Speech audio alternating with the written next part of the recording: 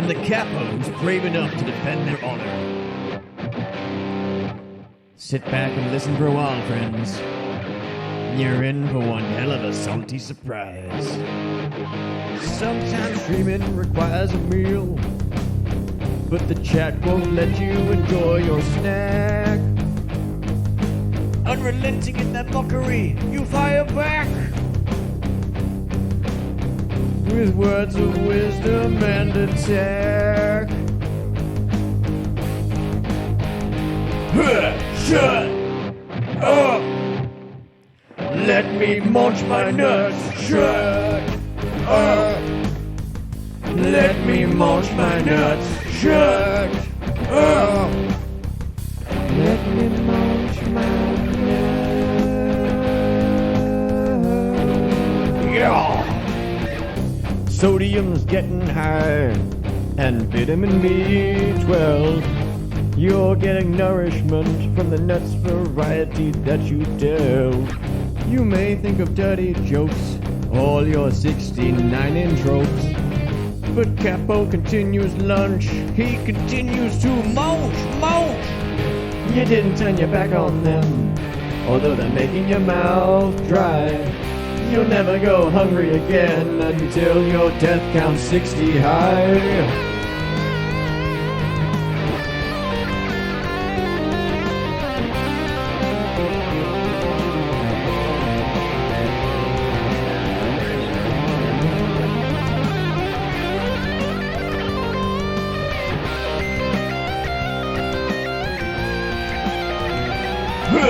Shut up!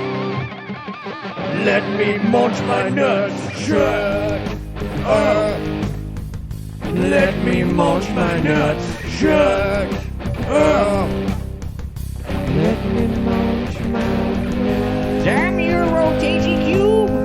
Ah! Shut up! Let me munch my nuts. Shut up! Let me munch my nuts. Shut up! Let me munch my nuts.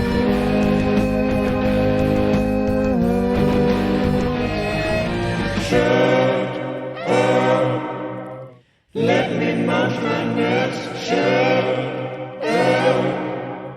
Let me munch my nuts. Yeah! That was a fucking jam! Today, we pay homage to the streamer's salty snack of choice, and the capos brave enough to defend their honor. Sit back and listen for a while, friends. You're in for one hell of a salty surprise. Sometimes streaming requires a meal, but the chat won't let you enjoy your snack. Unrelenting in that mockery, you fire back with words of wisdom and attack. Shut up! Let me munch my nuts. Shut up! Let me munch my nuts. Shut up! Let me munch my nuts. Yeah! Sodium's getting high, and vitamin B12. You're getting nourishment from the nuts variety that you delve. You may think of dirty jokes, all your 69-inch ropes. But Capo continues lunch, he continues to munch. You didn't turn your back on them, although they're making your mouth dry. You'll never go hungry again until your death counts 60 high.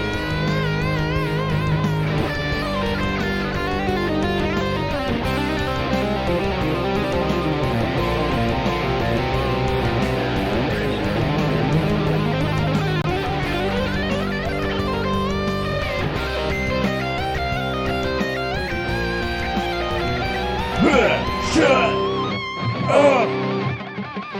Let me munch my nuts. Shut up! Let me munch my nuts. Shut up. Let me munch my nuts. Damn you, rotating cube! Ah! Shut up. Let me munch my nuts. Shut up. We there yet? We there yet? We are live. Hello all. Hello. Welcome and well met. We took an extra couple of minutes there because Barack needed to dry the hair, so that's fine. I waited. Don't worry. I saw the message. I hope it was long enough. So we are back for session 10 of our weekly Dungeons and Dragons. I can't believe we made it to 10 sessions, and I can't believe none of the player characters have died yet. And happy birthday, Charles. Happy birthday. Birthday to you. Happy birthday to you. You can't even escape it on somebody else's channel. Well, it's never been on his channel, just on everyone else's. Nice. Okay, so Dungeons and Dragons then. Who wants to give me a recap of what happened last week? I don't. Still don't like it. We couldn't figure out what to do because Sharid left us for a bit, and then people showed up, and then there were some soldiers, and they're doing some dodgy business with the eggs in Great Stumpleton. They're taking the eggs to make them hatch, and then it doesn't sound good. And then they were going to the church, and they kind of set the church on fire. And then we went to the church, and then we found some tourists, and then we found a shit ton of eggs. We blew up the place. We saved the lady that you weren't expecting us to save. And then we went back, and we found Kevlin not looking good, Mr. Stark. Not feeling well. I don't look so good, Mr. Stark. Yes. Great. Kevlan was not in the best possible state that Kevlan could be in. We still love him 3000. It's true. I believe you've done I love this in between sessions. We went from everyone like, Kevlan, yeah, he's alright, I guess. I'm not a fan. To like, we must save Kevlan. How dare you pretend that you're going to try and kill Kevlan? He was just really nice. That's true. I mean, it's what I it mean, is. Bucky approved of him, so, you know. Well. So, our intrepid pathfinders, who took on the personal responsibility and didn't follow Kevlan's perfectly well thought out plan of getting the hell out of there, you went into the church with the assistance, the attempted assistance of a somewhat shady company, using the flamer units and apparently one of Fanny Boss's former subordinates. You explored the church, and as Emma said, you found Sillarin, or Sil, as I've taken to calling her, the Gith, and with her help, you discovered a bunch of eggs from the Riss. You killed 2 Riss yourself. Sharid brought one back from the dead to use as a Zombo. I forgot about Oh yeah, Zombo. you forgot about Zombie. Yeah, Zombo! Zombo is still with you.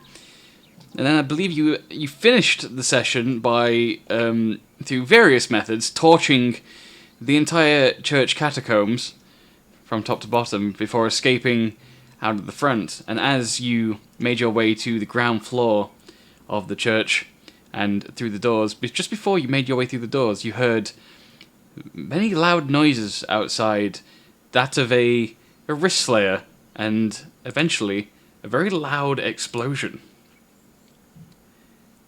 And upon leaving the church, you saw a rather large black plume of smoke rising from the centre of town. And which you can now see the town of Fontaine is very much ablaze. And as you run towards the town, down the steps leading up from the church, you catch a glimpse in the distance, the other end of the street, that of a small figure and a body against a wall. Now, I believe the characters wanted me to do this in bullet time, but I'm not sure how we're going to accomplish that, so... Cactus, if you would like to give us your play-by-play. Okay. How long has passed since we left the church, or since the explosion happened? To make it down the steps to that part of the street, assuming that the party ran, it's probably been about 30 seconds. Okay. And how many seconds does it look like it'll take to get to Kevlin? Assuming that is in fact Kevlin at the end of the street, if we're going to mildly retcon the ending of last session for if you didn't attempt this, it would probably take, at your maximum speed, another 18 seconds. Okay. So over the course of those 18 seconds, I want to pop the golden berry given to me by the Chewinga, as well as a good berry, and blender them baby bird style while I'm running over. Okay, so you're gonna blend the goldberry And the good berry together. and the good berry. That's an image. Well, running. Just put them both in the mouth and start chewing.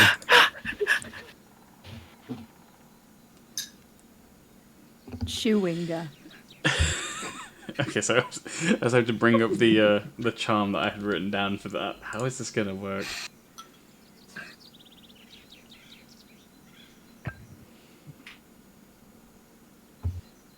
And...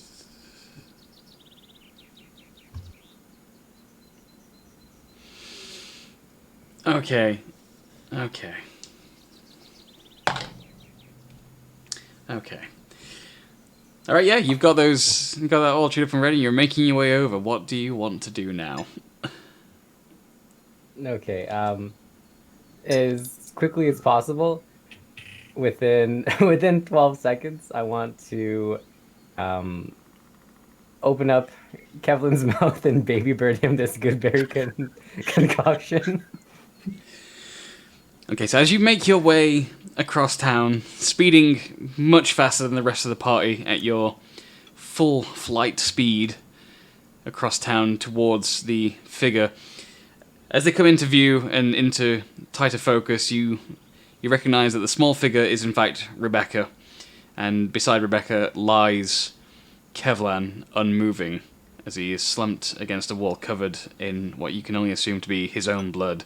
Surrounding the pair are three rather charred corpses of wrist slayers. You also notice, just for the sake of continuity, you also notice that there is, in fact, a small and very familiar wooden object to the side of Rebecca. You recognize that instantly as that of Bucky, who looks mildly charred, but still in very good condition, having not entirely escaped whatever happened here. As you attempt to baby bird Kevlan, I want you to roll a medicine check for me.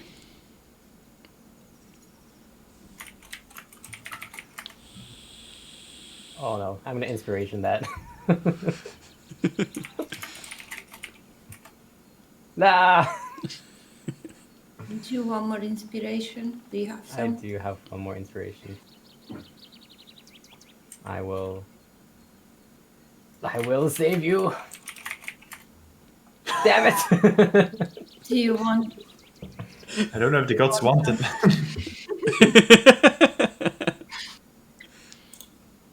I'll give you mine. Okay, one final inspiration. The gods must save him. That's better. The inspiration berry.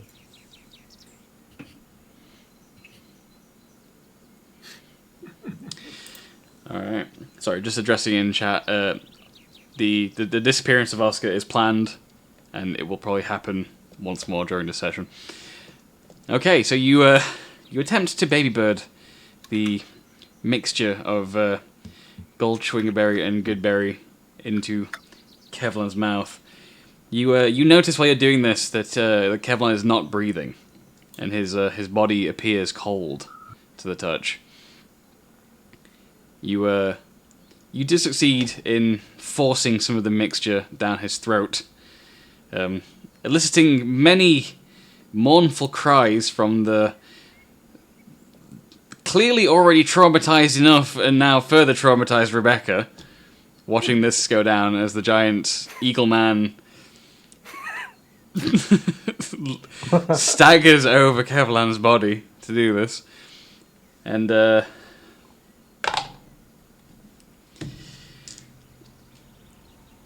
takes a moment as you stand back and watch Kevlan, but you sense something has changed.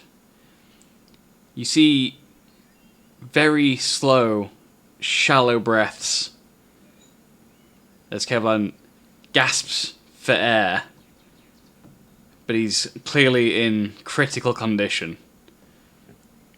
Hog. All right. How many spell slots do I have remaining? 1 second.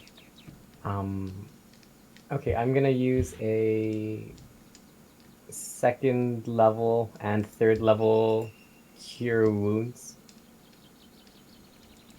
I'm just gonna.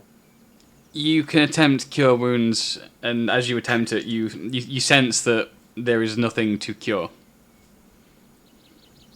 Oh, he can't be healed. Perform an Arcana check. Oh. 7. Okay, let's leave him. You can't identify what has happened. It's something that you've never come across, even in the many tomes of the Goodberry that you have perused in your time. Although something is very clearly arcane about this situation. You sense a great amount of magic within Kevlan, possibly more than you sensed in him originally upon first meeting him. You cannot explain why curing wounds seems to do nothing. His state remains critical and unchanged, but you can definitely sense that there is some life here. Okay. Oh, then our work here is done. I'm just gonna chill and wait for the party. Okay, so the rest of the party... retrieve Bucky as well. Retrieve Bucky, okay. So the rest of the party catches up with you at their own pace, being somewhat slower than a winged creature.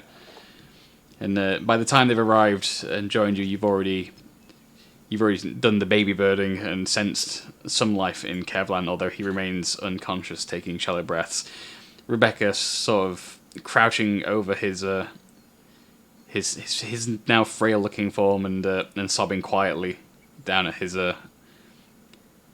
his very eldritch being now. So what do the rest of you want to do? Schley? Going straight to Rebecca. Okay. She is currently sobbing quietly, something over Kevlan, and as you approach, she looks up at you, and you can see the streams of tears in her eyes falling down her face, and she's unable to form words as she looks up at you. I'm not going to say anything. I'm going to gently put Siloren down. And I'm just going to kind of...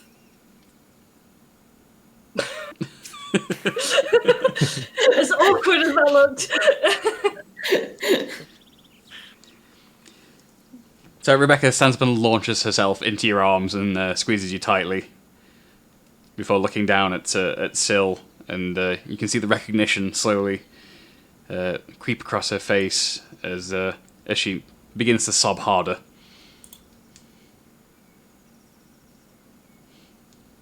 I'm just going to hug her. All right, and the rest of you, Charles.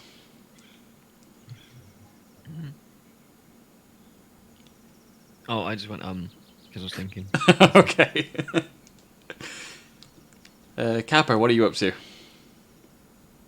Not much at the moment. I mean, it's a sad time. I just stand by respectfully and wait for things to settle down. Okay, M, what are you up to? I don't know. I'm just sad. I'm glad that Kevin is alive, but I don't know. I go near them, I guess, Um, and just see if there's anything that I can do.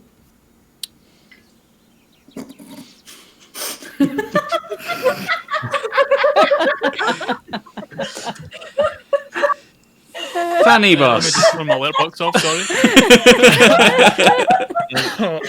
Nice follow though. I believe that's when you say thank you for following. What a thing to come back to. Fanny Boss, is there something you want to say? Thanks for the follow. Oh, thanks for the follow. Fanny Boss looks up into the heavens and thanks an incorporeal being for something that none of the rest of the party can truly understand. Clearly in as much shock with the situation as the rest of the party. right.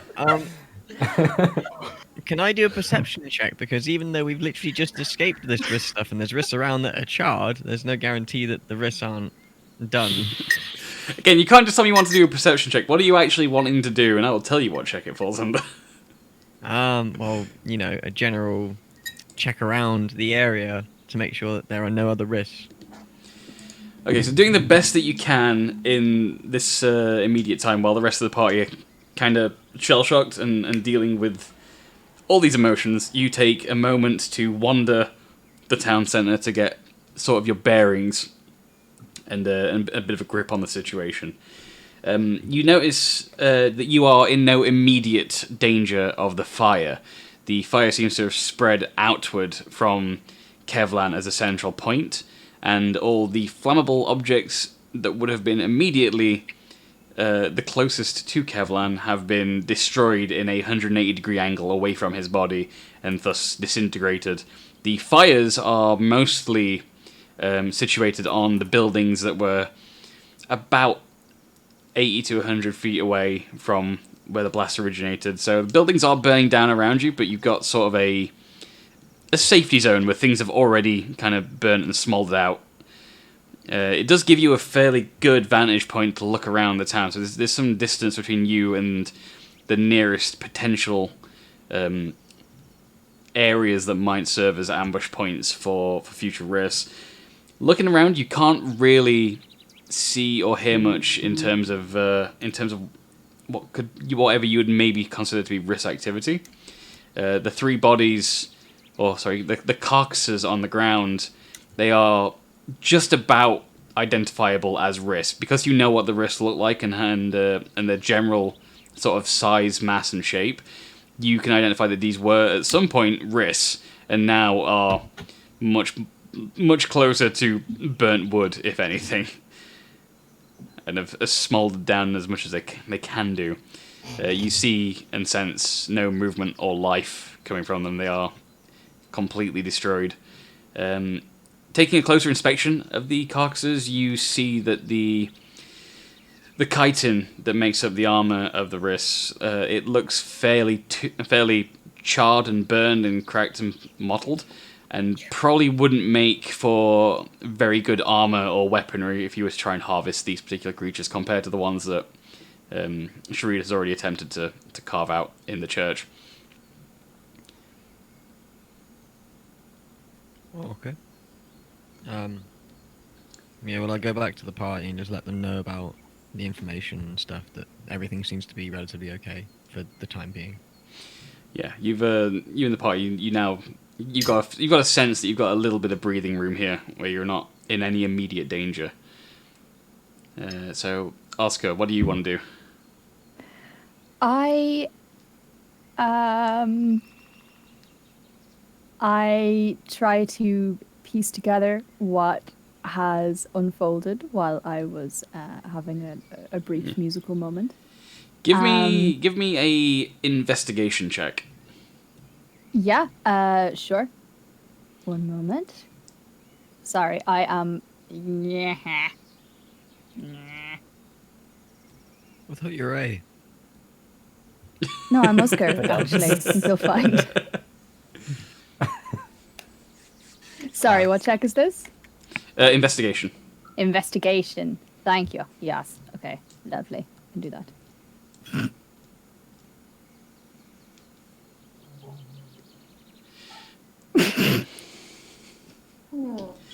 Okay, so you come up with just about the same information that Gershaw has. You can see as Gershaw is pacing around and checking the immediate area, you can pretty much just confirm everything that he's seen. That the area around you, that 180 degrees from Kevlan's body that looked to have been burnt, has finally smoldered out, and that you look to be relatively safe. I feel like the high emotions of the party and what's just occurred, and the realizations have maybe made it so that only you and Gershaw at this point have got just enough common sense to sort of spec out the area and make sure everything's safe. But little other information is gonna come to eye for you, unfortunately.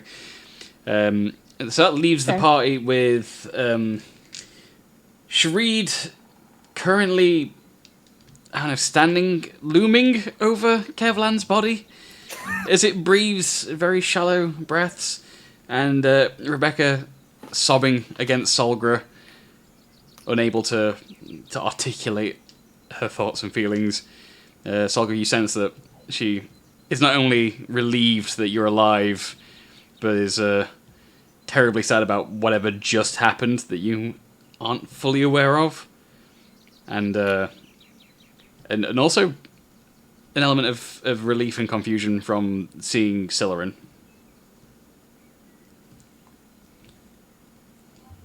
Are any of the dwarves / army that walked up last time still alive or around? Looking around, you don't see anybody else. Kappa, roll investigation for me.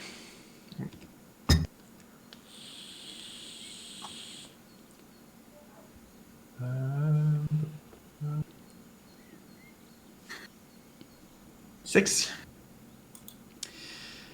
Okay, you can't see any other signs of life in the village right now. Wherever those dwarves were, they are not there now. Well, that one dwarf, I should say, and anyone else that was part of the Thedaslavari company that you saw just hours ago before entering the church, there seems to be no sign of them now outside of their few remaining storage crates that are mostly unpacked and empty from the last you saw of them. Okay.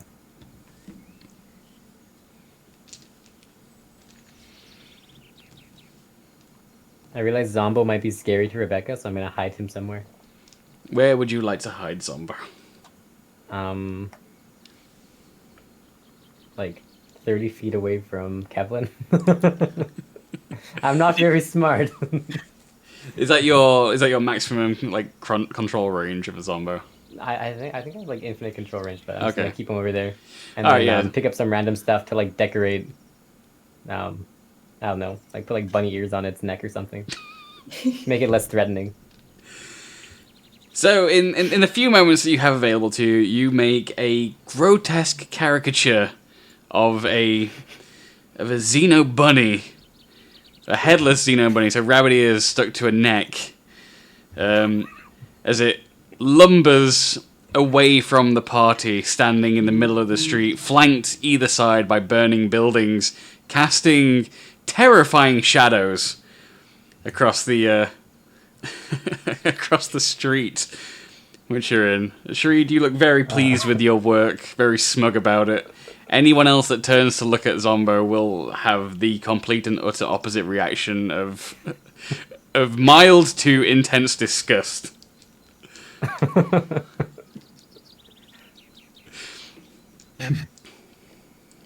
Oh, first of all, I love Zombo like this.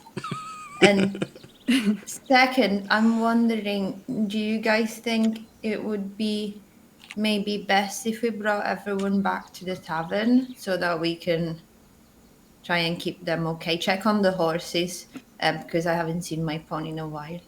And also try to plan what to do because we probably need to go somewhere quick if we want to save Kevlan, which we really want to.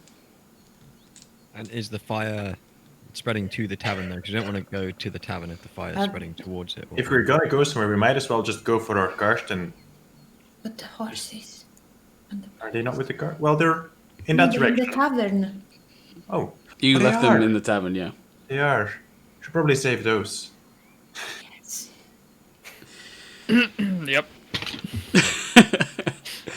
Okay, so as the party in its various split forms now, you all shuffle your way towards the tavern, and it's very clear to each of you as you pass through the village that by the time you reach the tavern, the buildings are spread far enough apart that it looks as if any spreading fire won't actually reach or affect the tavern. It stands next to a brewery where there's a large, much larger road separating the tavern and the brewery from the rest of the village.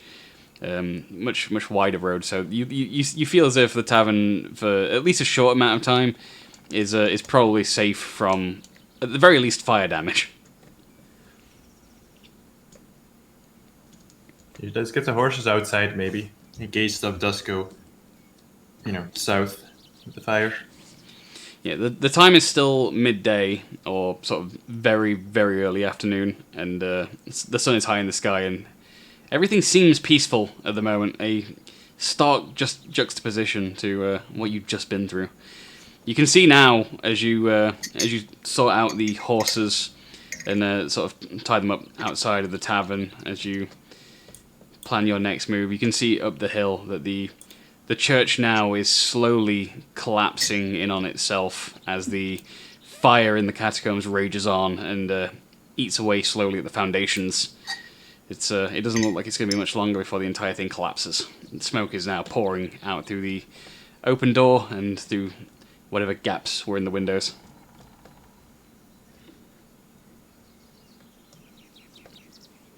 So are the horses okay? Horses are fine. Sharid, do you reckon Yes? Cutie could help Kevlan out? You've talked to him the most, I imagine, from all of us. I have no idea. He didn't know what the berry was about. I don't know what the berry does. I'm not sure if he'll be able to help. He might, but I'm not sure. I think it's the closest option in any case, but And that would still take us a day and a bit if we don't stop. But yeah, there's nothing. not that we know of anyway. Solgr, what are you doing?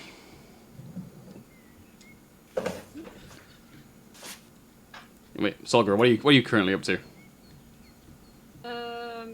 My plan was to get some blankets out of the tavern that we'd used before and wrap Rebecca out in them. I'm not pushing her just yet. And what are the party doing with both Syl and Kevlan? Is Syl still out? Or is she out cold or not? I can't remember. Yeah, she's unconscious, and Kevlan is currently somehow making very shallow breaths.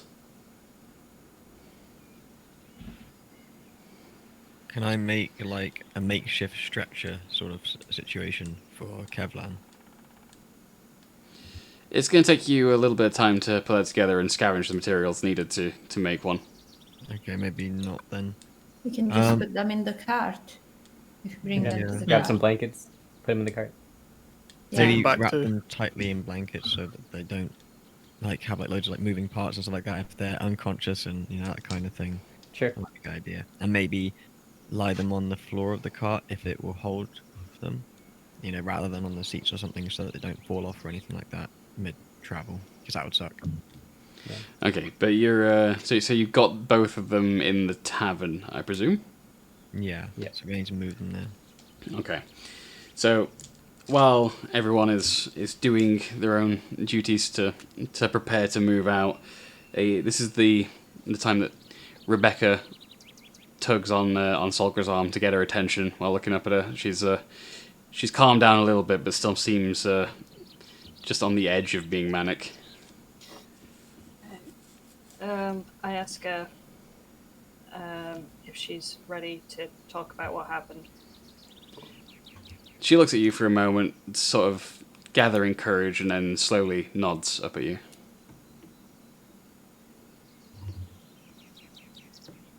Do you need a drink or anything before we, She shakes her head and sort of like wipes away at her face, smearing some blood and tears and ash on her face as she attempts to clean herself up a little bit. And she tells you that the half elf, the man, his name Kevlan, he burned all of them, every last one.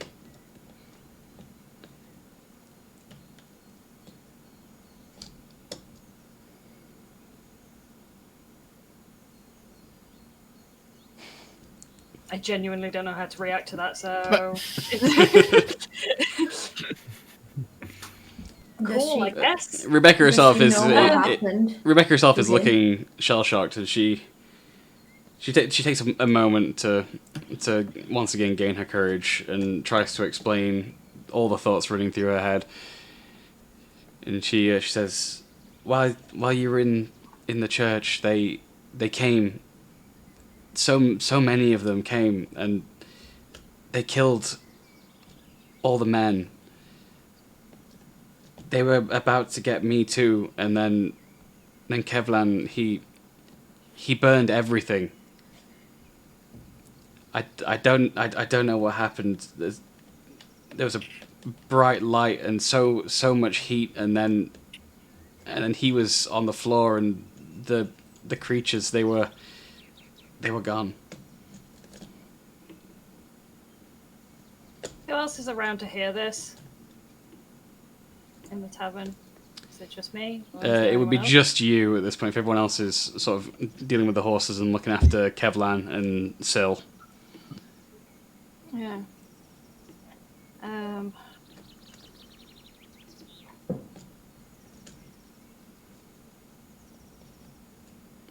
At this point, I'm just going to wrap her up tighter. I feel like asking her whether she's seen magic like this before, if she didn't understand it to begin with, isn't something worth asking.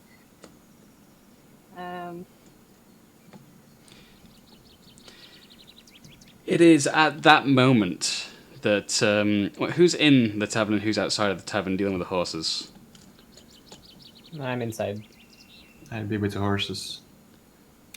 Bonnies. All right, so it would be initially, I suppose, it would be Caporius and Sharid that hear it, and from the space where you have Kevlan and Syl laying, waiting for you to move them, you hear a very weak but persistent cough.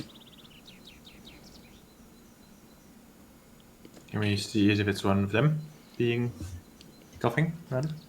Yeah. So Caporius, as you head over to study the two of these fallen allies, it takes a moment before anything happens again, but you're immediately startled by when your face gets closer to Kevlan shooting bolt upright from the ground and coughing his lungs out, violently coughing harder and harder, and he looks dazed and confused as he looks around, and he finishes coughing and spluttering, and you can see that he's coughed up a fair chunk of blood, and he sees you before him, and he looks up at you with bright, wide eyes, and proclaims very loudly in a terrified voice, like, "I died!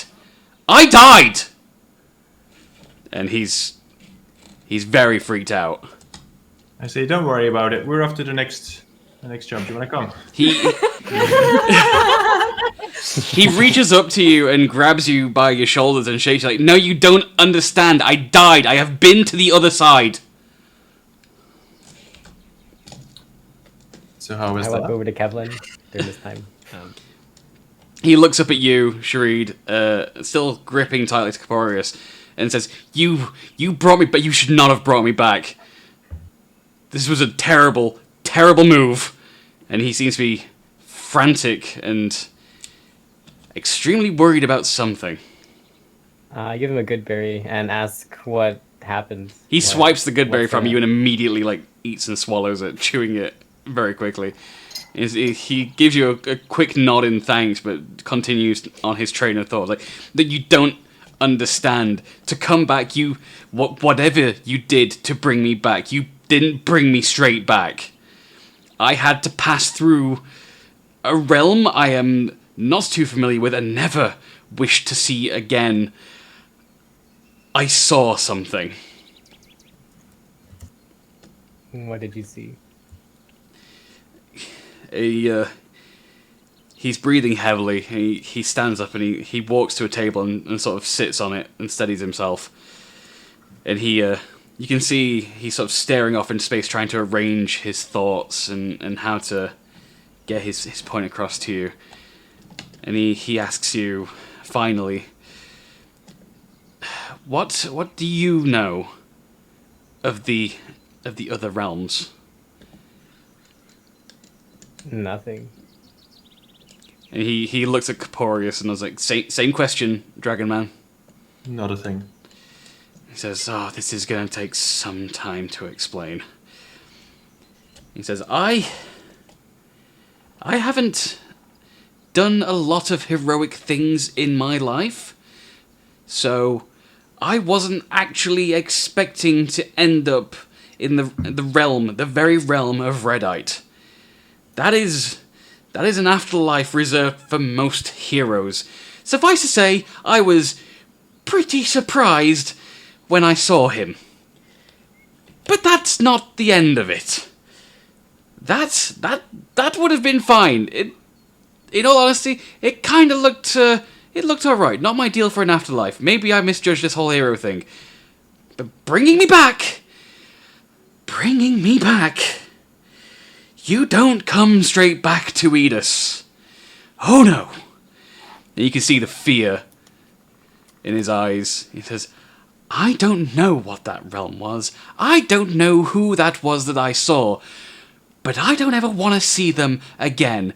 But I'll tell you something. They, whatever it was, saw me. And now, they've seen here. And so that moment Well, that doesn't sound very good. yeah.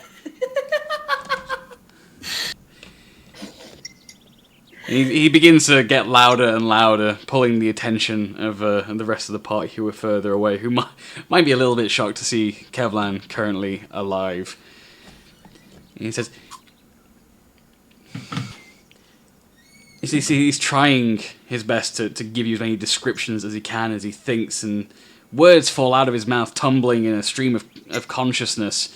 And he says, lots of darkness, horrible things, torture, screaming, clowns. Why was it a clown? What? He thinks about it, he's like, maybe not a clown. You know, what are those things that, royal clowns? Jester? Jesters. Jester. He snaps his fingers like, yes, a jester on fire, with a very, very nasty looking grin, and eyes that were definitely after me, and I don't know why, but that thing, it started to follow me as you dragged me back to this mortal realm, and I wish you hadn't. But I guess we know where the portal in the catacombs goes now. He looks and says, what do you possibly, what? You see the sweat now beading heavily on his forehead as he begins to have something of an anxiety attack. I go over and offer him some water. Can I go and hug Kevin? Because I'm glad he's kind of okay, despite that he's not very okay, but... Okay, I want you to roll an Arcana check for me. Oh, can I not get? Oh. You hug him, and he's very. Now I don't want to touch him. He's very happy about the hug. It sort of distracts him for a moment as Okay. as you hug him. But I want you to roll Arcana. We're doing great tonight. Oh boy. So as you hug Kevlan, you can't explain it. You have no idea what it is, but something sets you on edge. It sort of sets your spider sense tingling a little bit, and something feels off. About Kevlan. Yes, something around or about Kevlan really sets you on edge as you give him a hug. Although he himself, he seems very receptive to the hug, and stops panicking just a little. He's still clearly having a very bad day. He's having a very bad. This has all been within the space of like 2-3 hours. He's having a terrible day. I'll talk to him, but in Elven and quietly, Okay. and I'll say, if anything comes back to mind, and you want to talk about it, good. But I also tell him that I'll make sure that if I make it back to the capital, I'll have them put up a statue of him because he was so brave. And he gives you a weak smile, and you can see that he's still panicking, and he starts to talk to you. And as the words come out of his mouth, you don't understand anything that he says. Anything. I don't understand the language. You do not understand the language. And Osgur, Can I go over and give him some water now as well? Yeah, I'll use Yep. comprehend languages. before you do that, I was just checking character sheets to see if anybody nearby would have understood. All right, yeah. Okay. I wish I'd written I this just down before I realized did this that bit. I did this to get you over, but you're not in my room. Like, Oscar.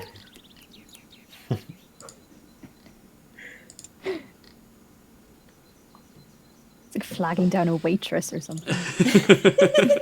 Bard, No. excuse me. So none of you within the room, none of you in that vicinity understood a single word that came out of Kevlan's mouth. Okay. I can use comprehend languages. I think.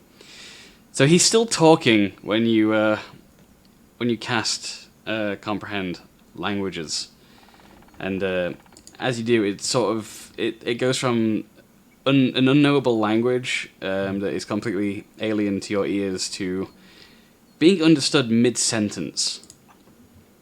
And what you hear is so mid-sentence, you hear, "Rend stone as angels of death breach the earth. Only the purest river of fire will lead to salvation. Scorch the earth or rot beneath it. Without the sacred flame and the brother of Idal, all will be lost." And then it begins to repeat from the top. I relay that to the party that are around me. Oh no. He's saying about the prophecy? That That's sounds the like prophecy. And he's still speaking as it loops, and you see a fire, a literal fire, in Kevlan's eyes for a moment, as a supernatural darkness begins to emanate from him. Should we knock him out? we should. Can I cast fairy fire? Yeah, you can cast Fairy Fire. What are you casting at? Why'd you have us bring him back if now we have to kill him?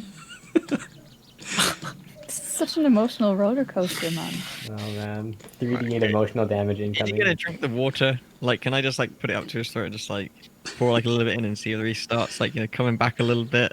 So as Ashreed is preparing to cast Fairy Fire, Gershaw sort of tilts the glass of water into like Kevlan's mouth, completely and for some reason unperturbed by the events unfolding in front of him. And as you tilt the water, and he sort of like he begins to drink a bit of it, like spills out of his mouth as he's talking. And he sort of stops talking, takes it from your hand, and drinks the entire glass, and sort of looks at the party. All of the concern and dread on your faces. He takes it from him and says, "What?" Do you not know what just happened? He says, "Yeah, I died, and you brought me back." And I was just explaining to you it's a terrible idea. Like 20 seconds ago, or not even 20 seconds ago, like before you drank the water, you were talking in tongues, my dude.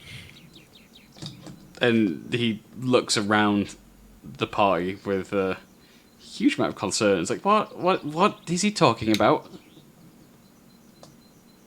Can I reach out and touch him and cast Identify? Just see if that helps us. You can, and I will tell you what happens once I have reread Identify.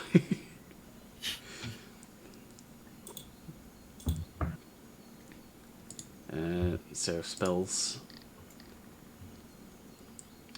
Identify. So Identify is so you can choose one object. So if you said you touch a creature, you'll learn what spells, if any, are currently affecting it. Okay. So as you reach out and touch Kevlan to cast Identify, he sort of recoils from you as you make contact, and sort of jumps a little, much like the coward you've come to know him as. It's very in character for him, and he says, "What are you doing? What's happening now?" And through the use of the spell Identify, you can't explain what just happened. The information you're getting from this doesn't make sense to you. Kevlan is reading more like an object than a creature. Okay. So you can tell that there's some sort of tethering, but you don't quite know with what, where from. Where's Bucky? I'm holding him. Bucky is currently with Okay. Sharid. Okay, just making sure. Cool. And he, Kevlan takes a moment. He doesn't register straight away what you're doing, but it dawns on him. He's familiar with this particular spell. Right. And he looks sadly at the party and says, "Okay, so yeah, there's one other kicker. You weren't supposed to bring me back. Redite knows this, and so, in a way, I'm technically here on borrowed time." Oh. How much time? Funny thing about deities, they're not particularly forthright. He just said, "a while," and then let me go. Not a very conversational or social man, that Redite. Then he sort of looks up and went, "Oh, I forgot that gods were real for a second." Sort of covers his mouth. If he said a while, I mean, I guess, well, that's longer than a day, it sounds. And so that's kind of a cool thing. Plenty of time to make lots of memories so that we can be even more sad when you go back. And this is the point where he nods and says, "Yes, but I'm sure Redite's not known for having a sense of humor. However," and he begins to open his robe, and you can see in his chest there is a rather deep stab wound, the kind that would have been made by a wrist tail spike. And the wound has not healed, and it's just sort of coagulating. And says, "Kind of hope it's not super long, because I don't know how long this is going to hold up." Can someone heal him? I don't I think. try to offer a better berry to see if it helps. Sorry, what did you say at the start, Em? Can someone heal, like, wounds? Okay, so Shreed, you offer the better berry, and Kevlan takes it. Yeah, Again, the one that didn't work yeah. before. Again, he munches it down, swiftly, and you see no change. The wound just looks like the blood is slowly coagulating around it, and it doesn't seal up. He is, however, completely mobile, and he should not be. Healing light. Would that be different in any way? Probably That's not. Kevlan has a mortal wound through his chest that is not healing, and he shouldn't be standing.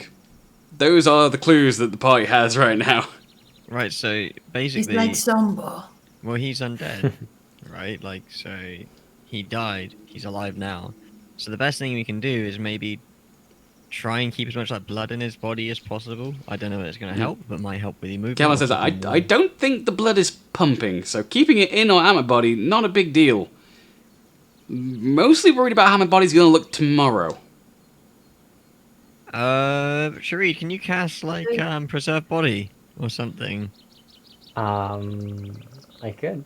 Oh wait, but before that, it seemed like you were possessed or something like that before. You started talking in a foreign language of a scripture that we recognize. That was the curse of the Ebon death, or the prophecy of it. And you weren't aware of it at all. He says, I don't know anything about that. I don't know about any prophecy. I've no idea what the Ebon death is. I'm going to assume it's got something to do with why I'm dead. It's probably bigger than you. It's probably the entire world that you saw, or something like that, coming to this realm, or something. I'm not sure. He says, well, whatever it is, yeah, thanks. We were thinking about you. And he takes a moment and says, that's okay, that's okay, that's kind of fair. That doesn't normally happen, so I don't quite know how to reciprocate those feelings. Thank you. He tries. Can I try a couple of spells on you? And he shrugs and says, I guess. Could we not dissect me, though? I'd rather not just be a head. It should be okay. So I'm going to cast the fairy fire that I had prepped up. Okay, so you cast a fairy fire. I'm assuming you're casting it at Kevlan. Yeah. See if there's any like extra passengers or anything like that. I'm just trying to see how much you'll get from fairy fire. If light is brighter, I can do that.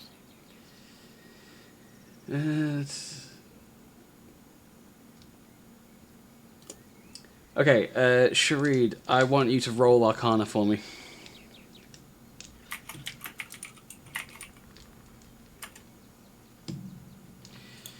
Okay, so as you cast Fairy Fire, the outlined light of Fairy Fire itself on its own does not give you anything to work with.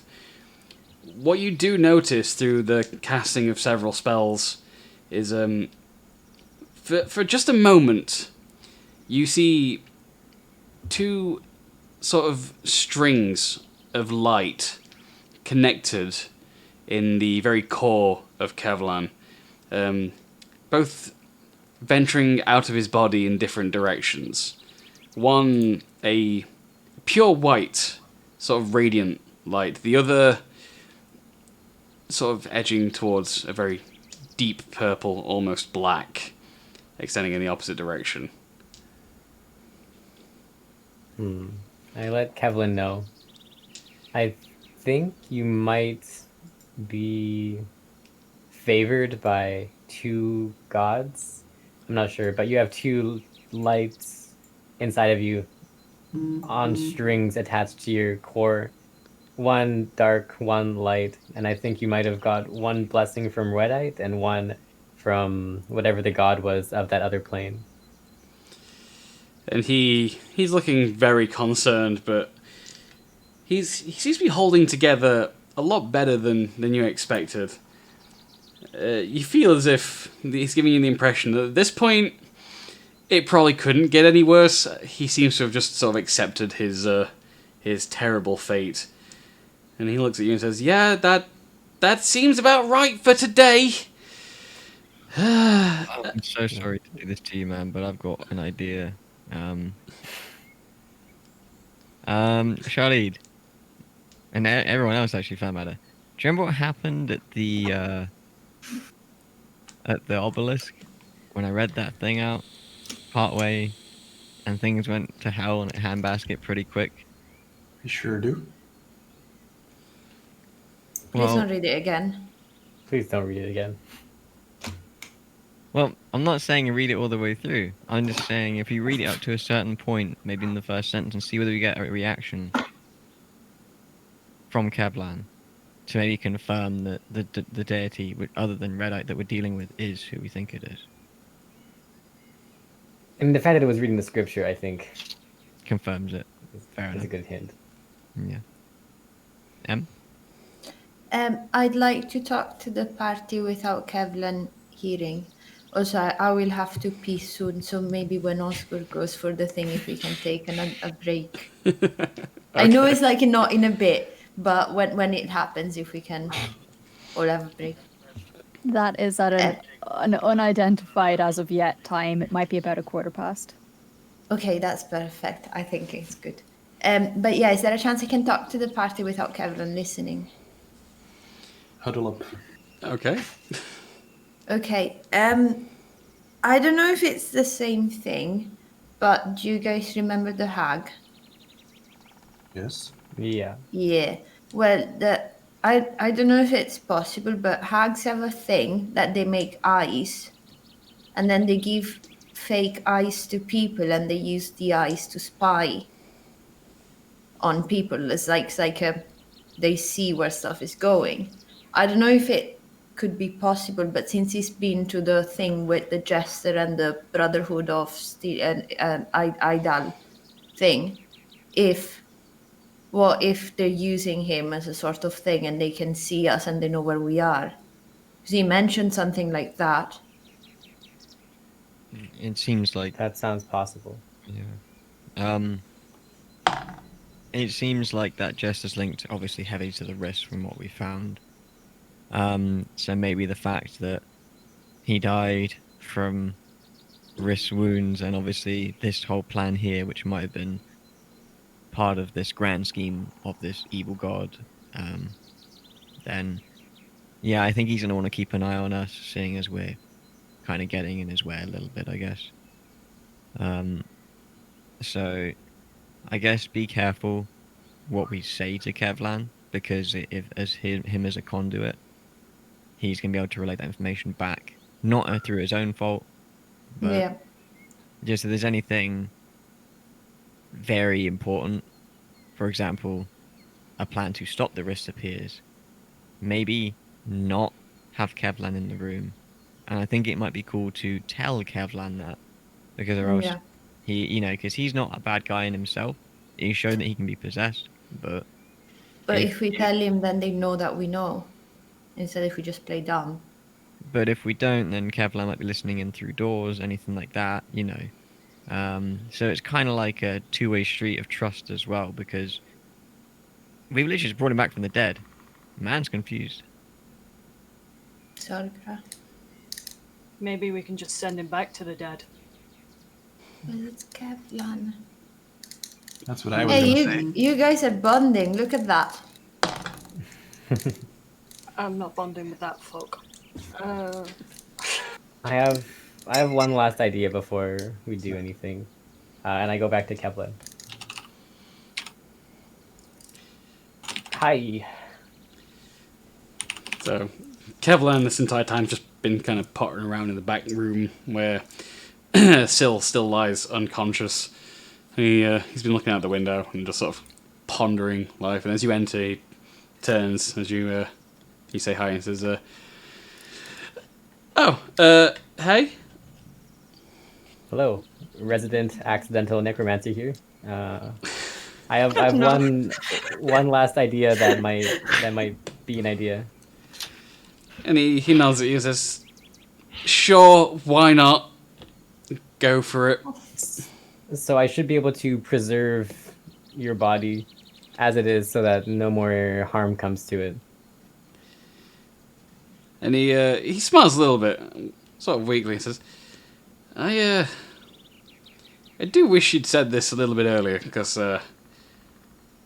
yeah, this body's not doing so good. I probably could have done with preserving way quicker.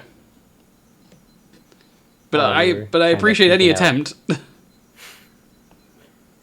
Okay, so I start ominously glowing with some dark necromancer things. I say, don't be shocked. Just close your ears. Don't worry about it.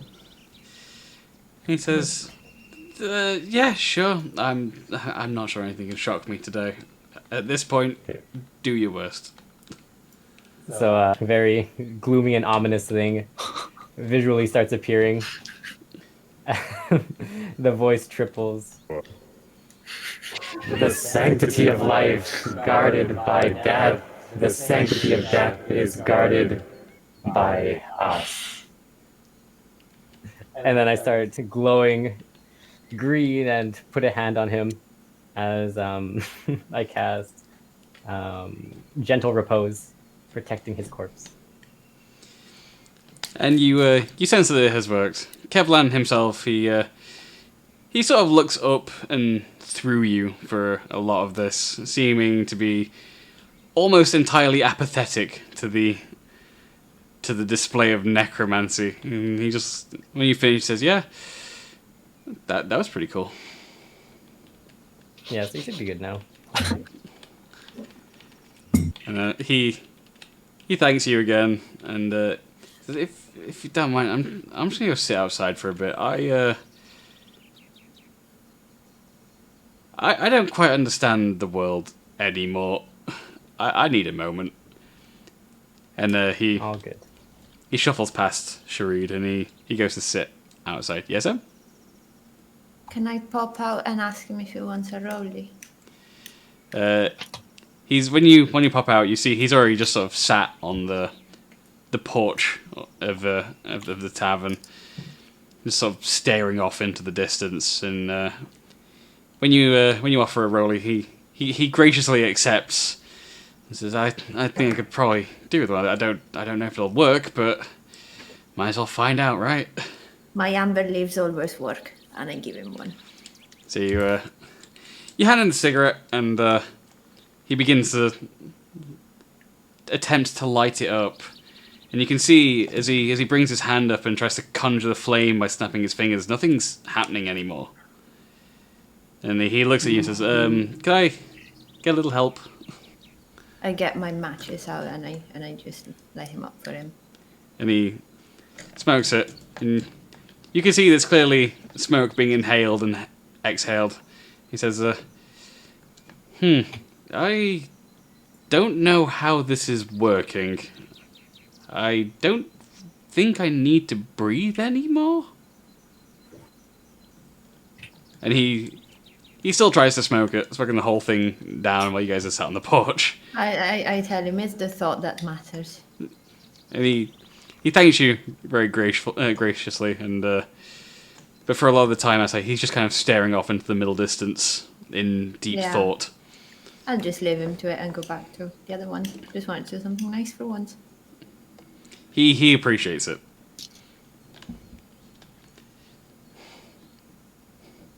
Okay, so that was Sharid and M dealing with Kavlan. Kappa, what have you been up to this entire time? Not really sure. The whole situation's left me a bit dumbfounded. I mean, I'm kind of more and more agreeing with Solgra. Don't tell her. Like, at this point, it might not be worth the effort to try and keep him here, especially if he is actually possessed in such a way. Not that in any way directly relates to what I do, but I don't know.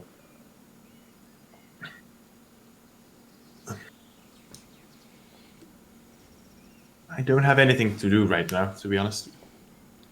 Okay. We do have something to do, and that's to get in that goddamn cart. Yes, that is true. Still got someone unconscious. Until we do that. and we have a choice to make. We either go back to QT and check up on, is it Little Angor? Yes. Yeah. We either check up on Little Angor, or we move forward to Tamont. Simple as, because the risk probably could have moved in both directions. You know, maybe even all in one way, or maybe split up so many times. So it might be worth going to check on the smaller settlement and seeing what the damage is. That's my vote. Okay, We so haven't said before that we were you, gonna check with him. so before you guys make a plan of action for what you're doing next, in this entire interim moment with Kevlan and dealing with that situation, Fanny Boss, what have you been doing, if anything, in the tavern? Absolutely nothing. Fair. Oscar, Nothing for me to do. have you got any unique input that you want to do in the tavern before everything moves on?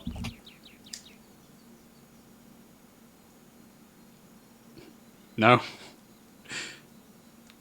Hey, you are muted.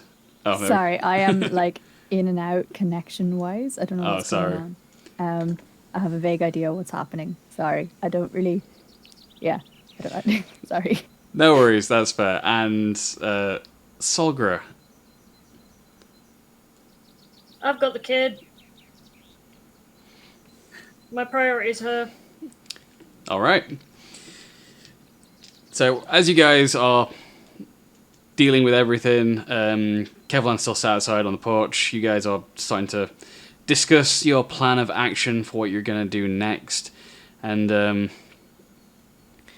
from outside where Kevlan is, you hear, see, and smell a certain amount of first arcana and then a little bit more necromancy flavour. It's Shreed who picks up on it first, thinking that you might have an errant spell, possibly, and you hear a small explosion coming from outside. I'm gonna run out to check. What just happened? Okay, so as several of you run through the still busted and wide open like entryway to the tavern, you see that Kevlan is currently stood, shaking a little bit, with his arm outstretched, pointing across the road at a small mound of dirt on the opposite side, which looks to have just been exploded, for lack of a better term. Dirt now covers a portion of the road, and he sort of looks at Shreed first and says, I was just trying to see if any of my magic worked, and I don't know what that was. That's new.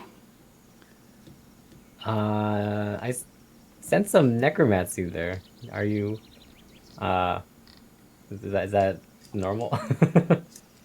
He sort of raises an eyebrow at you the best he can and says, no, it's not normal. I was a very powerful sorcerer. I guess I'd say was a very powerful sorcerer. And I don't know what that was. I guess I can do something now, but that's what new. What were you trying to do? And he gets quiet for a minute. It's like, firebolt. I see. Can I go inspect the dirt patch? Okay, so while you're inspecting that dirt patch, I was gonna do a perception check on the thing, but go for it. okay, so you and Shreed are both outside, sort of dealing with this. So you both sort of wander across the road and have a look and inspect it. Shreed's gonna have a bit more of an advantage for anything maybe magic and necromancy based, but you've seen your fair share of stuff go down. So can I have both of you roll an investigation check for me? Investigation. Yes. Oh no.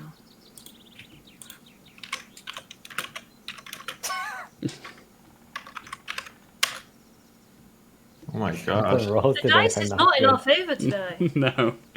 We need some better dice in chat, I think, So, for a good favor.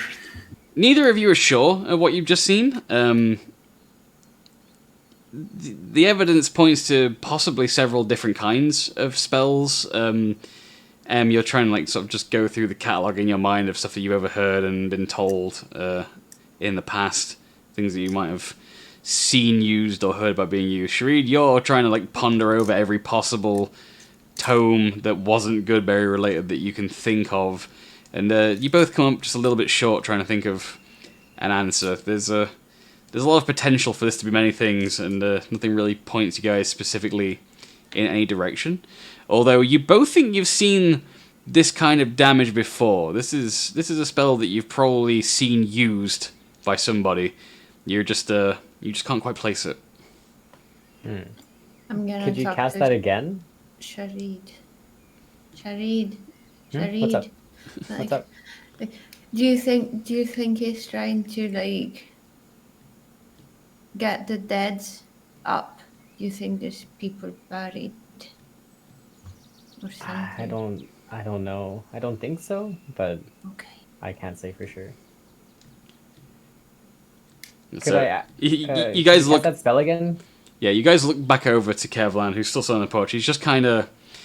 He's not looking at you. He's just kind of stood, like, gripping his hand, staring at it, just sort of like. Trying to figure out what happened. He's not even aware that you guys walked across the road yet. Am I still inside? Yeah. Can I go outside? Sure. What was before that? What were you gonna ask for? Shreed? I was gonna ask if you could cast that spell again, so we could see it. So you like shouting across the street at him to do it again? Yeah. He looks up at you, thinks, and says, maybe I can try. You might want to move though.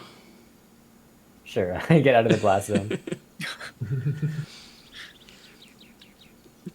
So, you and M are both stood watching as Kevlan extends his hand, and this is the moment Gershol walks outside, so you get to completely see this happening as well. And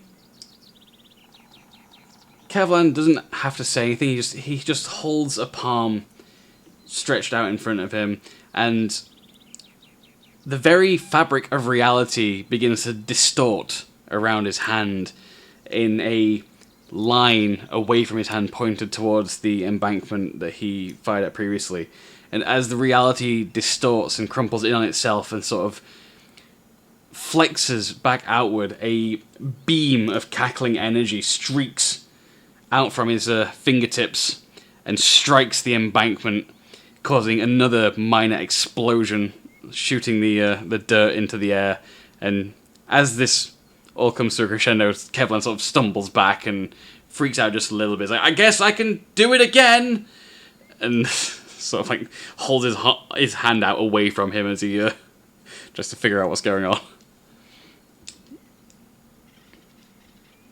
Yeah, it looks pretty strong. Claps. Should we do another check to see if we remember what that spell was, now that we've seen it firsthand? Yeah, so can so it'd be M, Shreed, and Gershor who walked outside just to see that happen. Can you all roll perception for me? Perception. Perception? Yeah, because you watched it happen this time. You're not investigating like a blast. You actually perception or Arcana, whichever one's higher for you. Oh, the rolls are in our favor again. Nat 20. Okay, so Gershor and Gershor only, however you choose to announce this to the party after watching it, because you walked out just to see it happen, you recognize that particular spell. You don't know what it's called. As you don't know the spell yourself, but you do know that another party member knows that spell. As in the last fight, you have seen Corporeus do it. Nani? Eldritch Blast. Out of character, yes, it was in fact an Eldritch Blast. Brain power. Right, So, yeah, you guys won't know what it is, but you will have seen Corporeus do it before. Cool. Can we take a Corporeus. break now while we think about what the fuck's going on? Okay, so we're going to take a quick break, and that's Thank going to you. move us across to let's do a drop. So switching Thank you. over. gonna be right back. But go for it, guys. Do a drop. And you guys can go for your breaks, and I will look through chat to see what we have missed. Alright. What's going on? We've got a lot of people here tonight. I hope you guys are enjoying our D&D session. I did say in chat, but didn't say it out loud earlier. Birchie, my god, you beautiful person. Thank you for the resub. Mad Dr. K, your entry has been logged in the Geeks Codex. Your name will go down in the annals of history as a geek freaking nerd, just like the rest of us. I hope you're enjoying tonight's episode of the Ebon Death. Oh, that cough came out of nowhere. Oh. Ooh. Charles, you're you're winning. Yay. Are you winning, son? Apparently. So who else I we got think in chat? We've got Bubble Rhapsody today. Piglet 7008. Tree Boy was here like 10 minutes before we started, waiting on us to begin. Barag, saw you in chat, man. Loopy, how's it going? Pab, how's it going, man? I just saw Pab writing Happy B-Day, so that must have been in reference to Charles earlier. Bruh. Earlier, it's his birthday all day. Yeah, but we mentioned it at the start, didn't we? We did, yeah. Who am I missing? Walk and Swerve. Checking out the system and the players. I see everyone's favourite Big Coffee Stout in chat as well. He is everyone's favourite. It's true. We love Big Coffee. I saw Marthouse in chat as well. What else we got? A lot of people in chat today. Cage, I haven't seen Cage in a long time.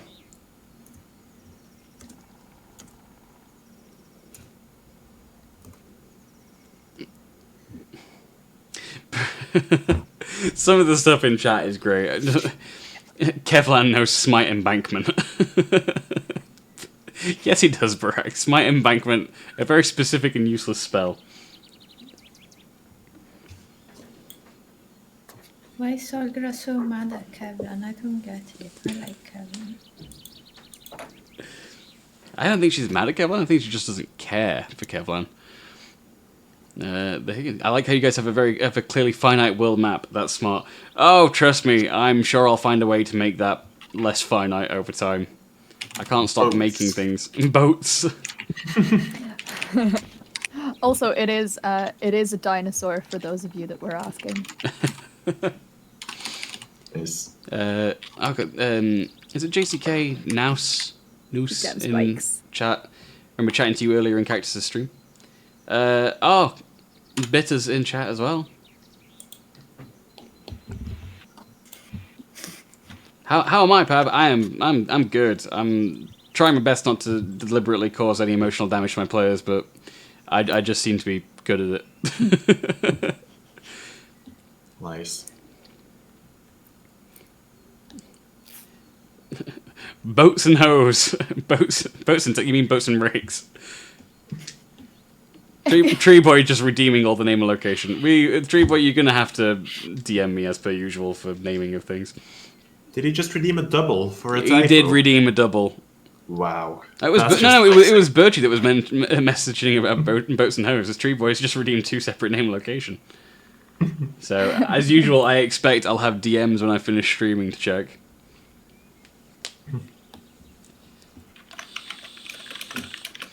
Tell you what, we'll let you do one more drop. And we'll leave it up just for one more. So you, I'm gonna roll a 7.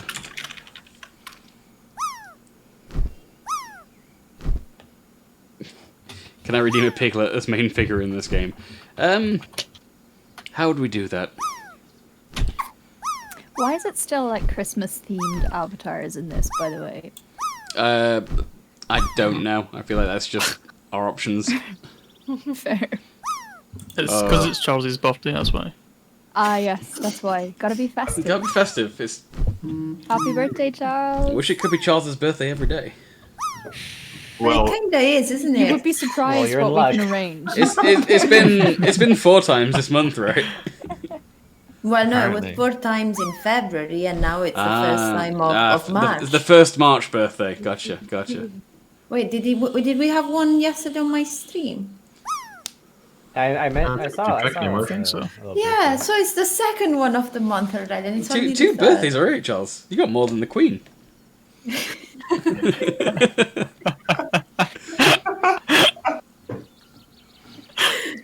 Oh, I see Cassie in chat as well getting involved in the drop. You're right, No. Anne. It brings out all the people that are lurking, doesn't it, to play to play the drop. No, it is not my Cassie. birthday. No, Cassie. it's not. And hey, Cassie. Hey, It's not Bob my Belly, what up? birthday. It's an Like, we're going to win unbirthday. this one. No, nobody has won this one. The winner is everybody. We are all winners. Better luck It's a on the nice next one. contrast, Charles's birthday. Everyone's a winner. All right, back to us on camera. Okay, we've had a bit of a break now, and you guys have just learned that for some reason or other, Kevlin can cast Eldritch Blast, which is a thing. And who's still inside the tavern? I would be. So Capo, it's Capo, Fanny Boss, Solgra, and Oscar that are inside, isn't it? Yeah. Yeah. Yep. So the 4 of you, while all this is going off, sometime very shortly after the second explosion from outside, which you're all fairly certain is being dealt with by the other half of the party, you hear from the side room a very light groaning. Bro. Should probably go check on her. Yeah. Kind of forgot about her in the commotion. So, is anyone not going into that room that's in the tavern? Before that, can I shout for Caporius? Okay, so as you are, as the 4 of you are heading with Rebecca towards the side room, towards Syl, Caporius, you hear Gershaw calling out for you from the entrance to the tavern. I'm facing away from the entrance, right? Yeah.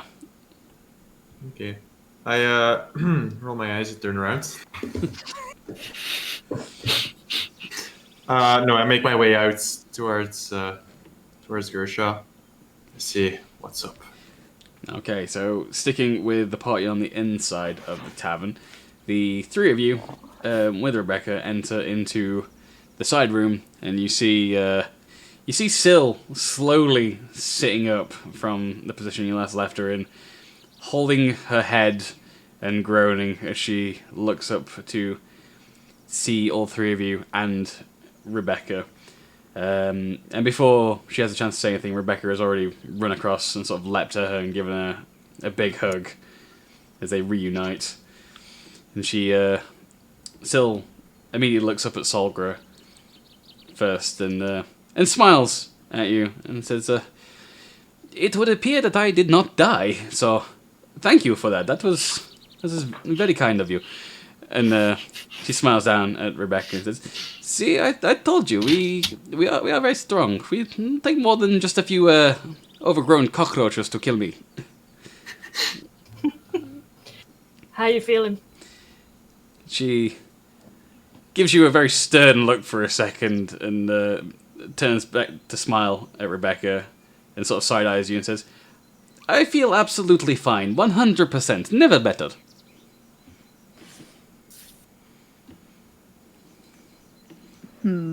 Is there a way we can get Rebecca out of the room so we can find out how she actually is?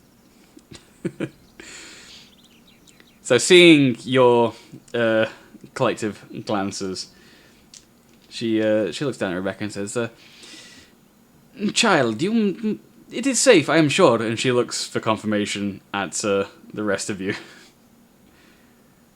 She sees all going on and goes, Go across road. Go to Forge. Fetch my things. Bring them back to me. You know how to do it." And Rebecca just sort of smiles and nods, and then looks up at Solgra as if again looking for permission that it's safe. You hear Smile and nod. you hear her scamper off, and she rushes out past the commotion outside, leaving the three of you in a room with Syl. And once she's sure that Rebecca's out of the room, she says, okay, maybe I lie tiny bit, not feeling better than ever. Feeling, in fact, quite, Have you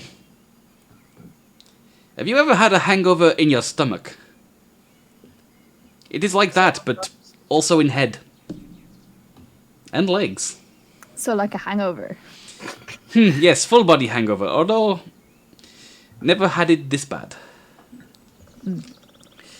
And she looks up at Solgar again and says, you killed it, yes? And says, and nobody died? Wait. She said, Backtrack. she says, waiting? What are you referring to? The parasite, the child, the one spawned of gift. No, that's not dead. Oh. And she swears in a language you cannot comprehend. You don't know exactly what she's swearing, but you can tell it's a curse from the inflection. She says,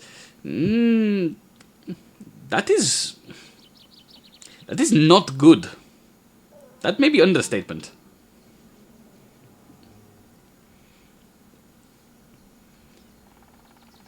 And says, do you know where it is?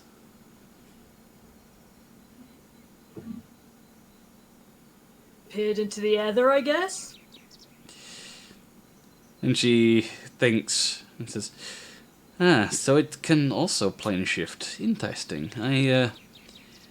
I'd heard tales from Mother about the Ebon death of air that's gone by.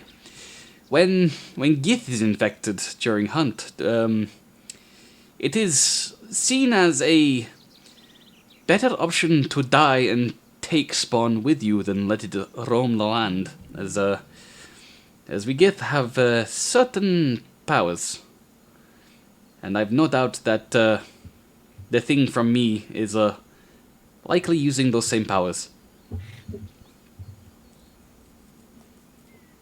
So, other than being able to transfer itself into different planes, what else would it be able to do?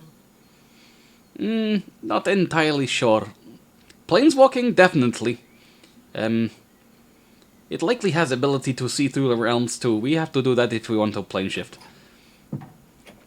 I imagine it's fairly strong compared to the human ones as well. Humans, although slightly bigger than Gith, fairly weak.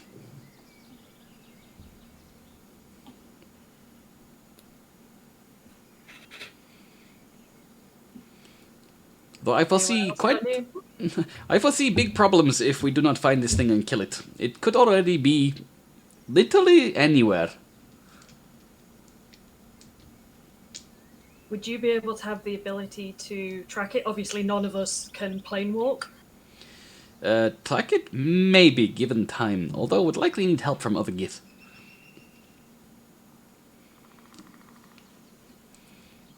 I would have to make a visit back to our...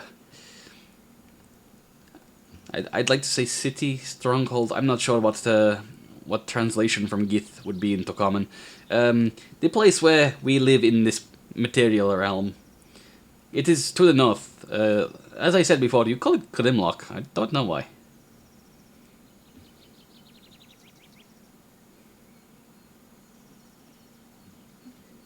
Anyone else got any input?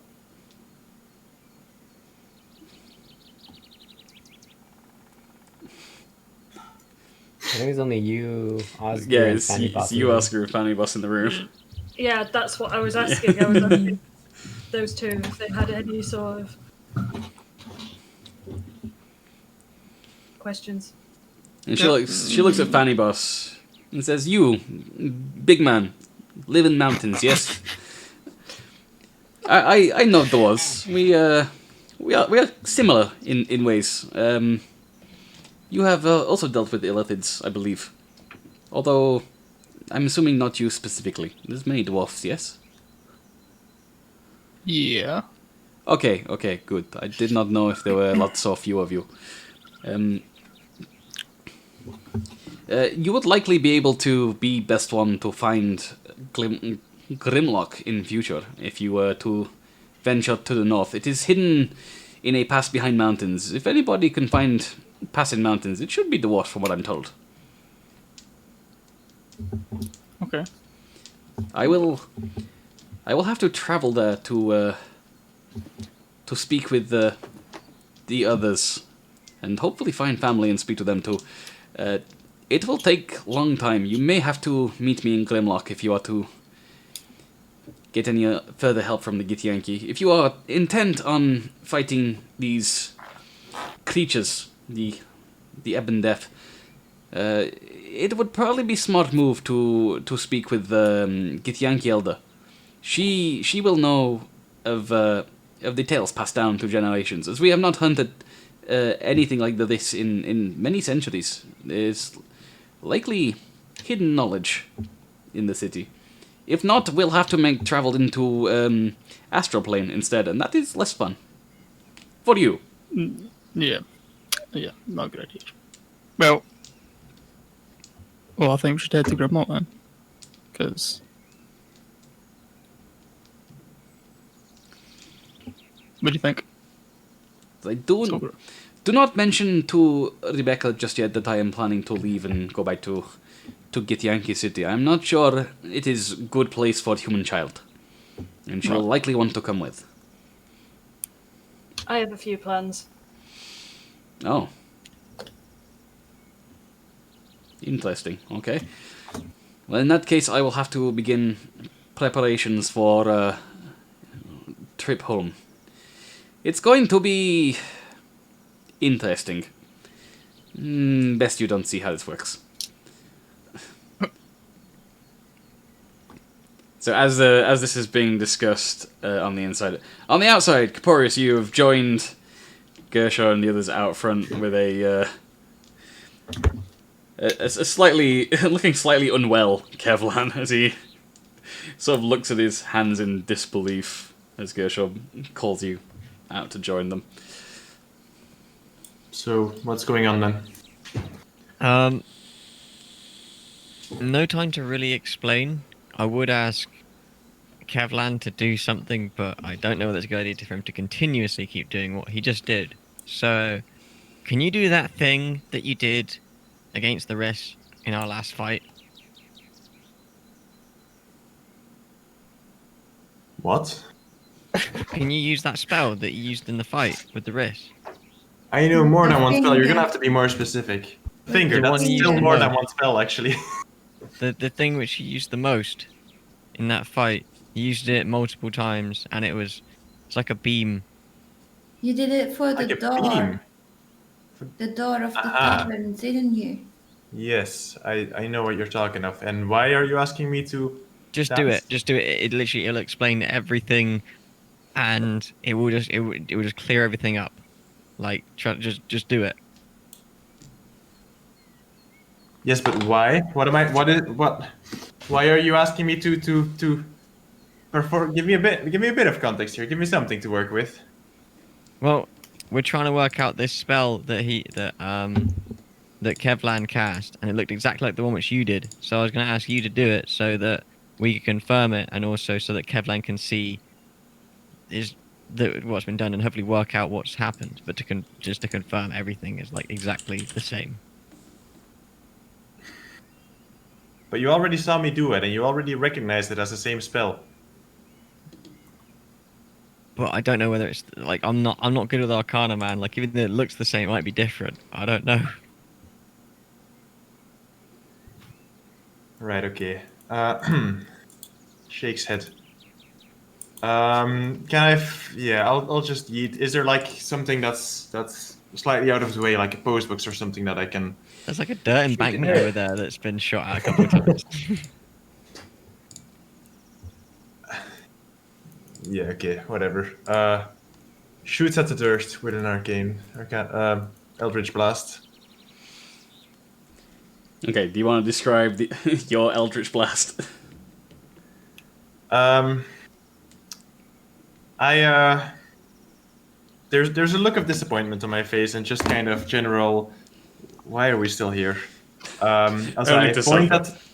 point at the dirt. Again, thinking to myself, I am pointing at dirt. What's going on here? And shoot the beam, or shoot the pulse because it's not really a beam. So again, yours has a different flavor to it in the way that's unique to you.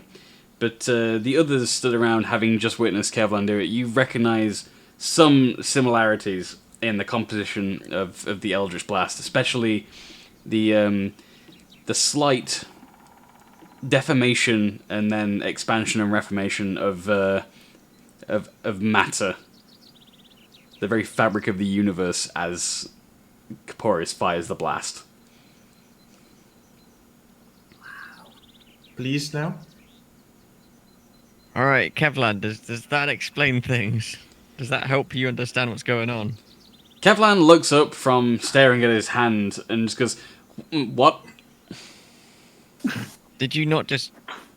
Fuck. Kevlan, you're a monklock. I'm a what? You're a monklock, Kevlan. You're a wizard, Harry. Kevlan turns to Shareed and says, "What?" I nod sagely in agreement. Finally, he turns to Caporius and says, "What are they talking about?" Do you know what, mate? I wish I knew.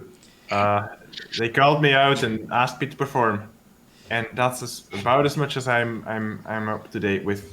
Right, well, can I just say thank you for your performance, Caporius. But, Kevlan... Can I have a gold coin? No. Well, then this has been useless. Goes back inside.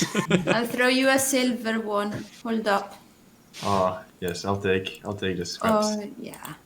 Okay, so as you're throwing the silver coin to Caporius, you notice as what's that, that's 5 of you outside now? The 5 of you outside notice that Rebecca runs out of the front door of the tavern at this point and runs up the street. So she's just gone past you now. Is she meant to be running up there? I don't know. Can No we idea. catch her again? I don't think it's a good idea to catch her, but maybe just keep an eye, because it might be safe for now, but we don't know if there's any risk further up the road, like that kind of thing, you know. Maybe not. Should I follow her? Yeah, it might be a good Might be idea. worth it. Okay, I'm gonna follow Rebecca. But far so that she doesn't know that I'm following her. Which might be worse, but if she doesn't know. Okay. So back to Kevlan, who's still looking at Shareed, Caporius, and Gershaw in a state of confusion mixed with apathy, and he said, "What is a monklock?" It's like a warlock, but monkey. But monkey, like an ape. No. I'm half elf. like I'm not even alive anymore. Right, basically, I just asked Caporius to cast a spell, you know, the Dragon Man, and he... Dragon man, shake my hat, human. Shake my head. That's what he called you. That's what he called you. Yeah, It that kept doesn't mean my- that you get to call me that. Excuse me.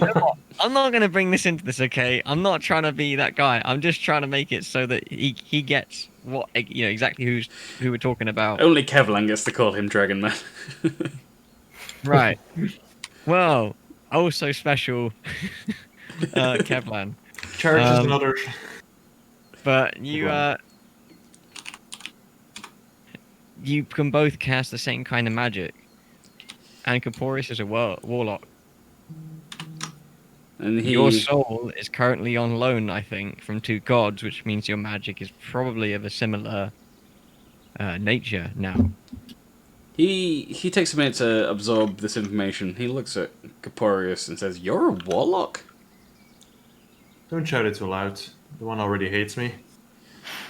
He says, Don't warlocks have to actively sign a pact of some kind? I don't do that. I've never done that.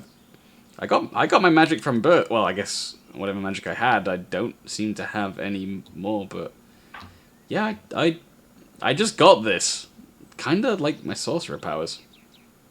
That's what I mean. Maybe it's on loan though. So isn't like you're here on borrowed time. You said. So maybe you're here on borrowed powers as well.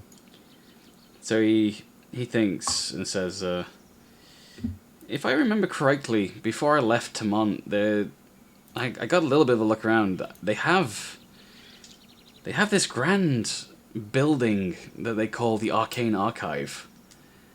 It's kind of like a magic library. I wasn't particularly interested last time I was there, as I don't, or at least didn't really need to learn magic things. It just kind of happened on its own. Maybe, if it's okay with you guys, I should head there. Yeah, there's a couple of different things that we want to do. Tamont's definitely on our list of places to go, but we might need to head to Little Angor first. If you want to stick with us, feel free. I think that'd be a good idea. It says I have a strong urge to go to Tamont. I can't explain it, but I feel answers are there.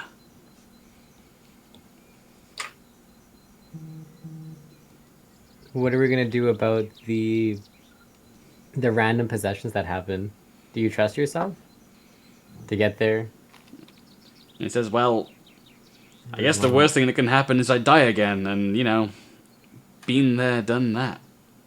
Maybe not die again, maybe it's something else, because if you're being possessed, maybe it's something coming through you as a conduit. And I'm sorry, dude, but I don't trust that kind of thing happening.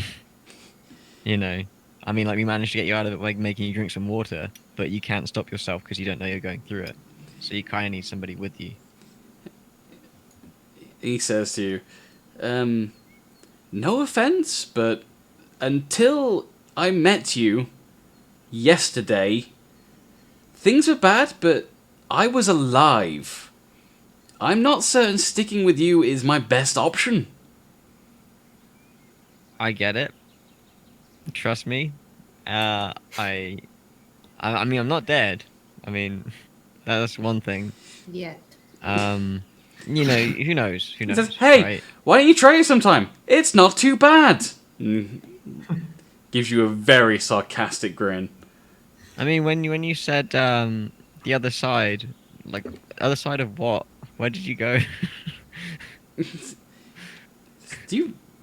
He looks at Caporius and Shreed before looking back at Gersha and says, Do you live under a rock? Do you know nothing about the world? Pretty much. Okay, so anyway, that aside, Gersha, Gersha. Rolls eyes. Yeah. Yeah, buddy. How do you have any? I'm asking Kevlan, not Gersha. Do you have any semblance of an idea or feeling as to how you're doing in terms of, falling down dead in the next 20 minutes or 2 days or? He says, well, I can't feel my body. I can't do old magic that I used to do anymore, and I'm not afraid of dying a second time. I'm more afraid of being stuck in this body for an eternity as it slowly rots away. He looks at Shreed and says, no offense, jury's still out on whether or not my body's going to fall apart. You have 7 days. He looks at you, he's like, 7. I have 7 days. Well, I can refresh it, but... So I think maybe 7 days should be enough for me to get to that library, even at a walking pace. I guess I'll just run. and then I can hopefully get in there and read just about anything they have in regards to warlocks and jesters. I don't know. How are you gonna? You might have to look into it all. There's someone he might want to speak to. Actually, where did Beatus go to? Vitus is withdrawn. And where are they? Last you heard, they were headed towards Tamonton and Goodton. Okay, so I guess this is a tough choice. Like, Why would he want to talk to Vitus, though? because he's been researching the cult and the jester and has notes on that which I gave him from the catacombs. He might have found something already. Instead of Kevlan having to root through all these books and then hope he finds an answer, Vitus has probably read through all of that information because he's had time whilst we've been dealing with this. If they reach Tamon, okay, and if they did it. A jester. Isn't that the same as a statue we saw? Can I like quickly jot down, or get Caporius to jot down a quick sketch of the jester from the catacombs? Caporis. Yeah, I can do that. Are you wanting me to actually make one, or do you mean No. Just Okay. imaginary. Make one. Yeah, no, absolutely. I take 'Cause out you've been my doing our maps and stuff, I think. I don't really know what in-universe drawing material would be, but my book and quill, I suppose. Yeah, it'd probably Or be something it'd like probably be that. vellum. If you have what like that a is, but- what was vellum? It's like it's a kind of hide. Very Right. expensive paper made out of animal skin. So you'd have a journal to be like that. Or can I just like quickly cast a chill touch and YOLO the bartender ledger over? That would work. Yeah, you could grab that too. Either one's I gonna can work. loan him some calligrapher's supplies. Look at that teamwork. Everyone's got the things. We should also, before we actually decide where we're gonna go, or if we're gonna let this this man run off or go with him or whatnot, reconvene with the rest of the group. Before making Yeah. any rash decisions, just throwing that out there. Sure. Okay, so Why don't we reconvene and while you're drawing the thing, so we can compare the jester to what he saw? Because it might actually be the same god. So Kevlin's pretty happy with your immediate plan, and he wanders back inside and walks towards the bar that's not been tended for a day or two at this point, at least. And while he's doing that, Syl has also got up and also heads into the bar. Kevlan doesn't even really acknowledge Syl's presence. He just gives her a nod and keeps doing what he's doing, which is to reach behind the bar and find what looks like the strongest, tallest bottle of any kind of liquor that still remains, and starts to slowly down and drain the bottle. Syl looks at him and nods, looking fairly impressed, and mimics him doing the exact same. Both of them sat at the bar, cleaning the bar of whatever alcohol remains. And Syl turns to the party, both stood at the entrance and that were in the room with her, and says, probably won't get to drink again for a while. Might want to, make another hangover. I pull out 2 of the unadorned good berry bottles. That's the broom juice, yeah? Yeah, yeah. Okay. I still have one of those as well, actually. Alright, so while you guys are in the bar, you are following Rebecca, who hasn't gone too far into town. You follow her to the point that she gets to the blacksmith's, which is a fairly open building. You can see a still smouldering forge. Looks like this thing is kept hot and running for many days, so at this point it's only just getting to like a smouldering point. It's still emitting very low light and a few embers, and you see Rebecca run into the building and sort of into a back room, and you can the entire time you can hear rustling around, things getting knocked over and pushed and shoved as you hear her scurrying from one side to another, doing something that you can't quite see from the outside. Whatever it is, it seems rather complex in whatever she's doing. And after a small while, you hear a very pronounced click sound, and then the creaking of a door, not the one that she went in through. And you sort of wait for 5-10 minutes outside.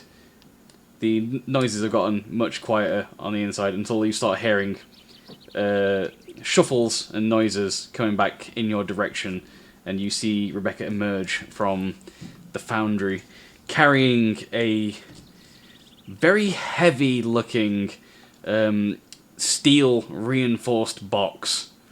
It's about 40 centimeters wide and about 30 centimeters deep and about 30 centimeters tall.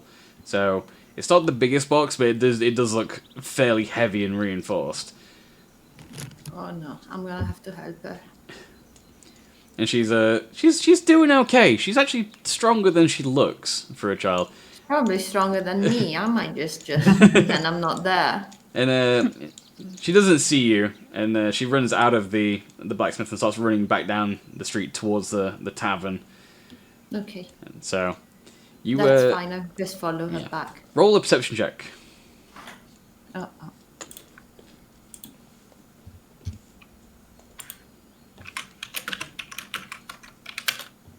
18.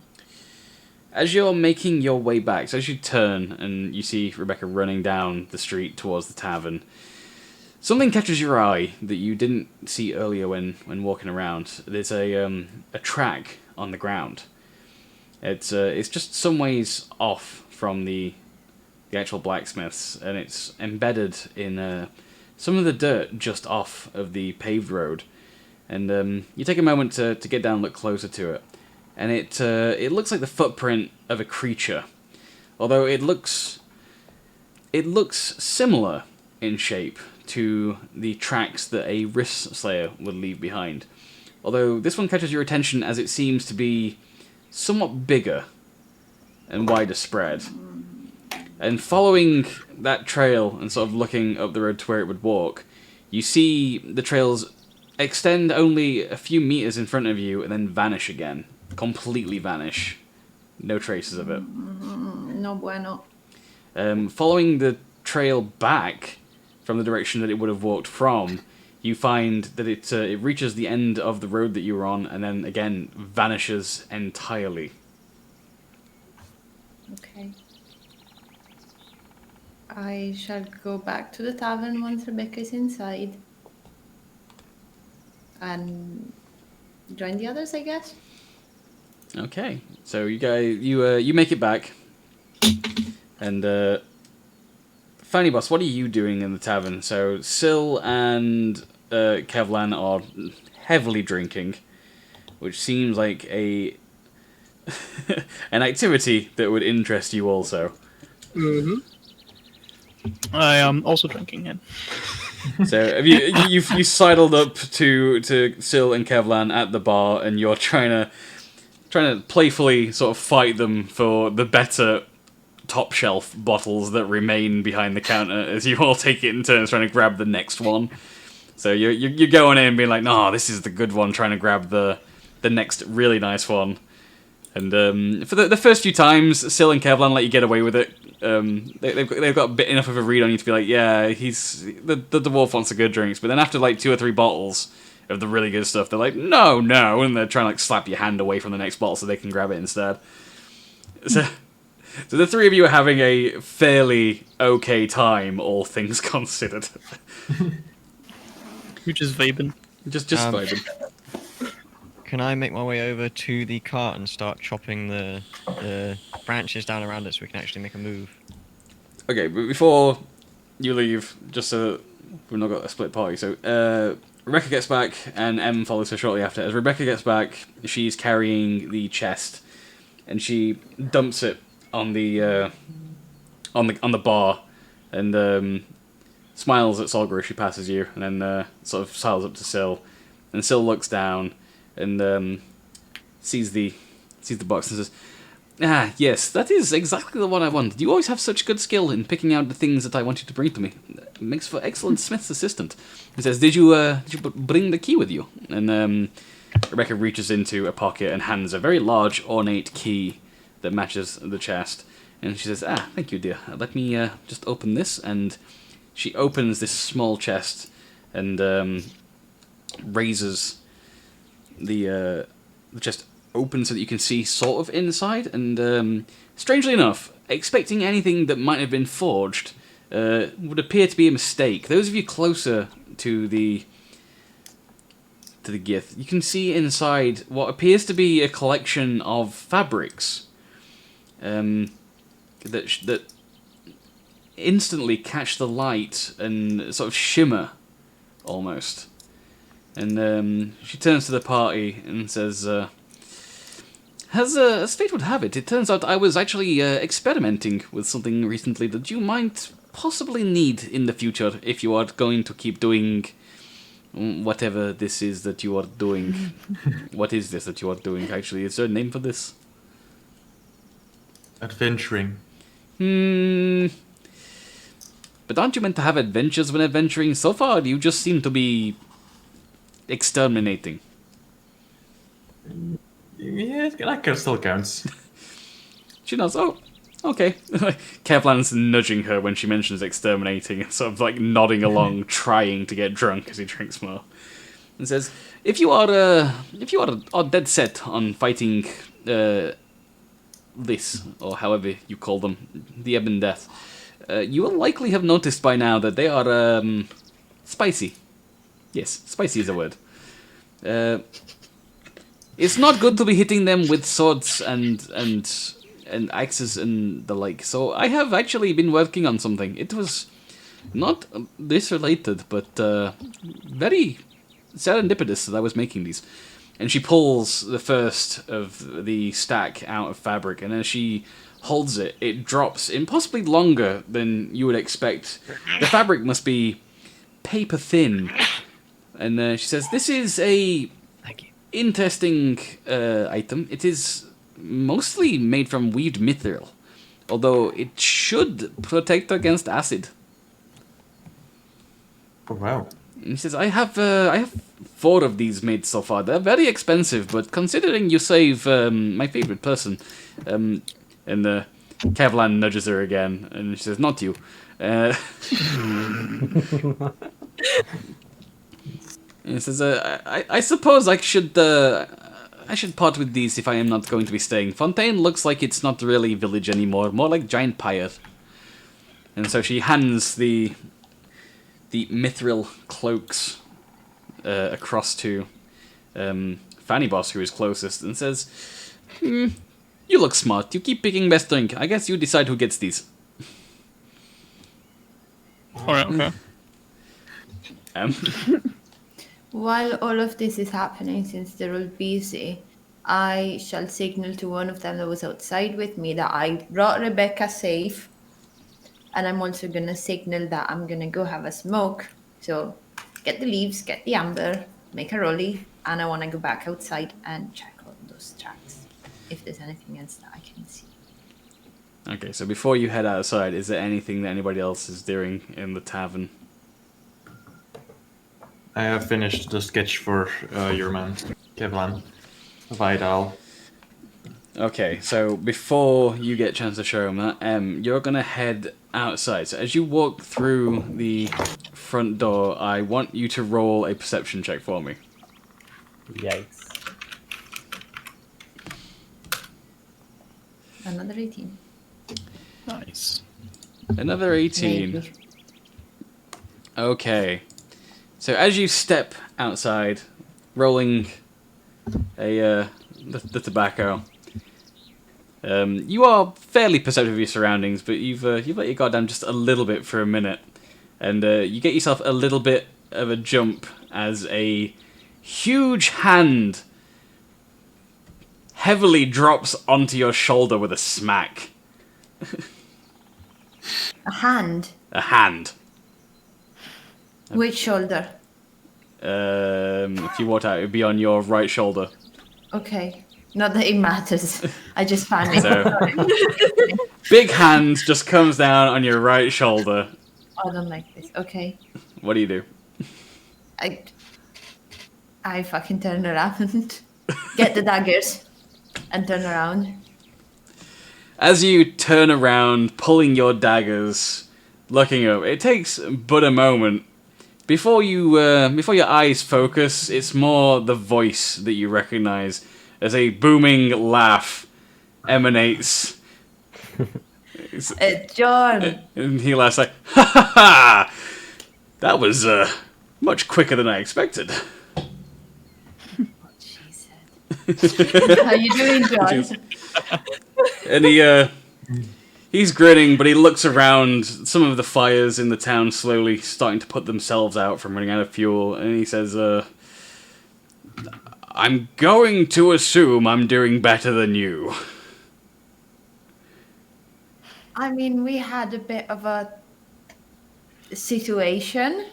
He turns to look at the church as parts of it are falling in on itself and says, yes, I can see that. Good, me too. If you want a drink, the others are inside. I was just having a smoke. Excellent. Like That was smoke? going to be my next question, is are you the only one still alive? No. And fun fact, some of us were dead and now they're alive. You would. You want to hear this? It's bad. Who died and then came back? Our friend. Our friend is a new friend. We met him. His name is Kevlin. I cut his hair. He's really nice. I really like him. But he's inside. Probably he can help us deal with the situation a bit. And he smiles his usual broad grin at you, and he turns to the open doorway with the doors across the street now. And And I also... Go on. Oh, I want to tell him to never do that again because I didn't like it. He nods at you and says, I'll try. I can't promise anything, though. It's a little bit funny. And then he immediately turns, slapping the open entryway of the door, making a huge boom in the tavern, and then leans his head around, grinning into the rest of the party. And he yells into the tavern, Pathfinders! Red Eye, give me fucking strength. Hey, Sean. Hey. I get Zombo to wave hey. John physically jumps. He's just like, whoa! He looks at you and says, it doesn't have a head. It's Zombo. Like a zombie. No, Zombo. Zombo. Yeah, that's his name. And he stares at it for a little while, studying it up and down before he holds his hand out for him to shake it and says, Pleased to meet you, Zombo. I get Zombo to shake his hand. Watch the claws. John grips the hand and shakes it, and he turns back to you and says, Looks remarkably like one of those things that we fought in the catacombs, but less head, more bunny ears and a neck situation. I don't... Sorry, meant no offense. It's a Zombo. Zombo waves his bunny ears as if no offense is taken. John nods and says, I like you, Zombo. And walks into the tavern proper.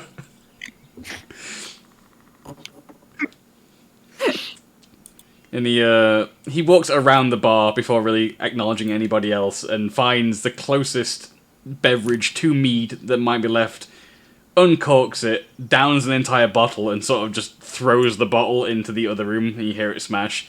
He's like, right, with that out of the way, how's things? Wow.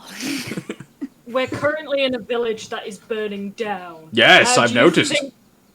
How do you think things are going? Well, it could go either way. I've burnt a few villages in my time, sometimes intentionally. So I'd say you're about on the right track. Excellent. And what have we learned?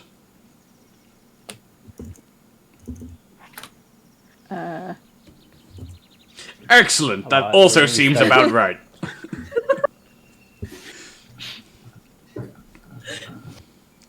Is Vitus with you at all nearby? It's like, no, of course not.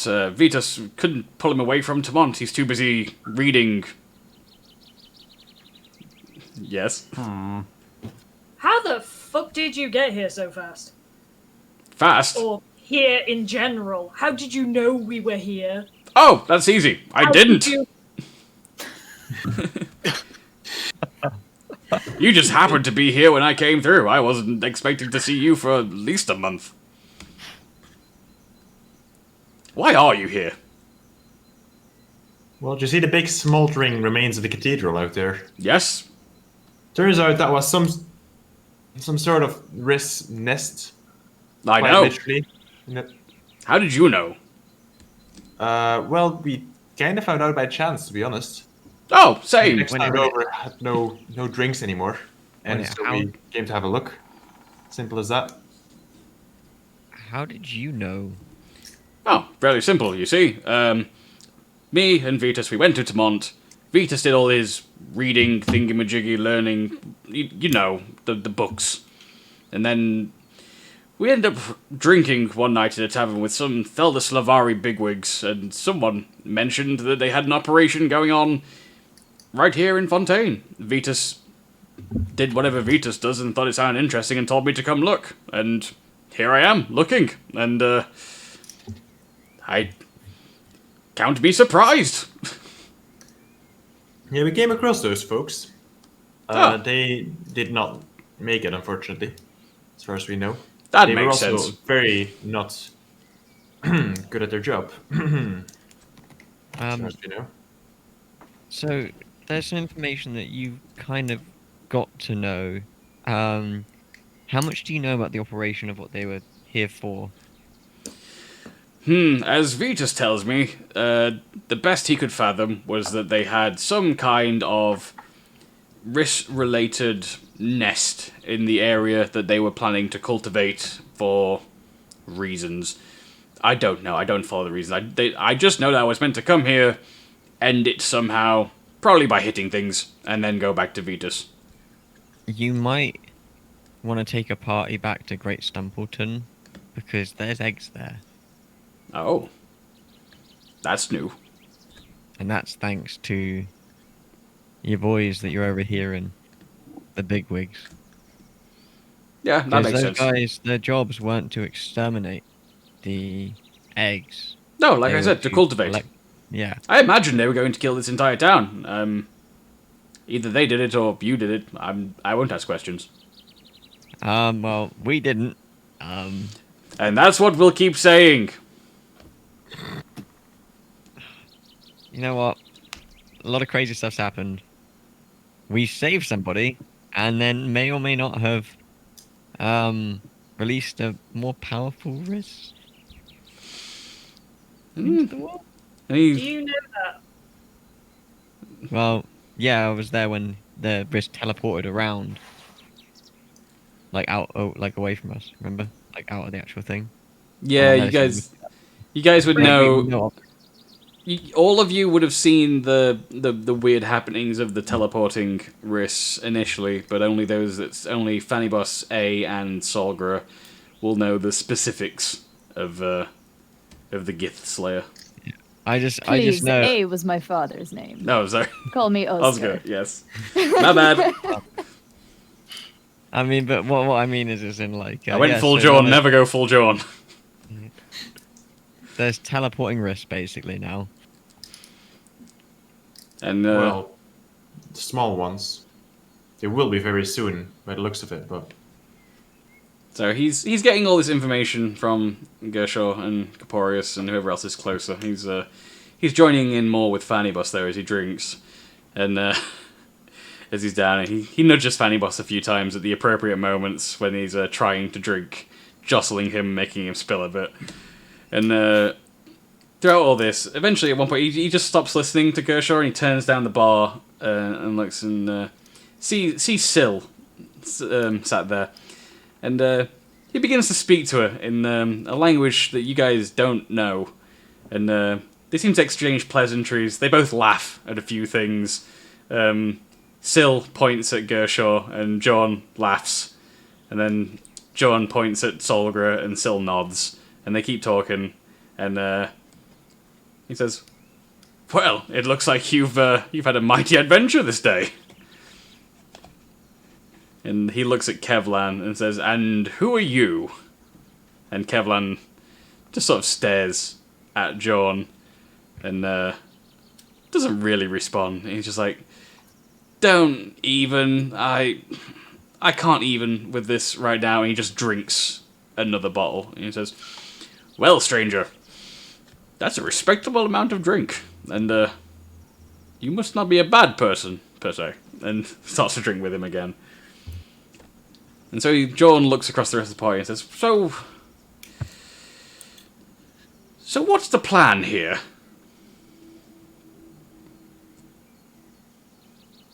I don't think That we is have the quite question. gotten there. Nope.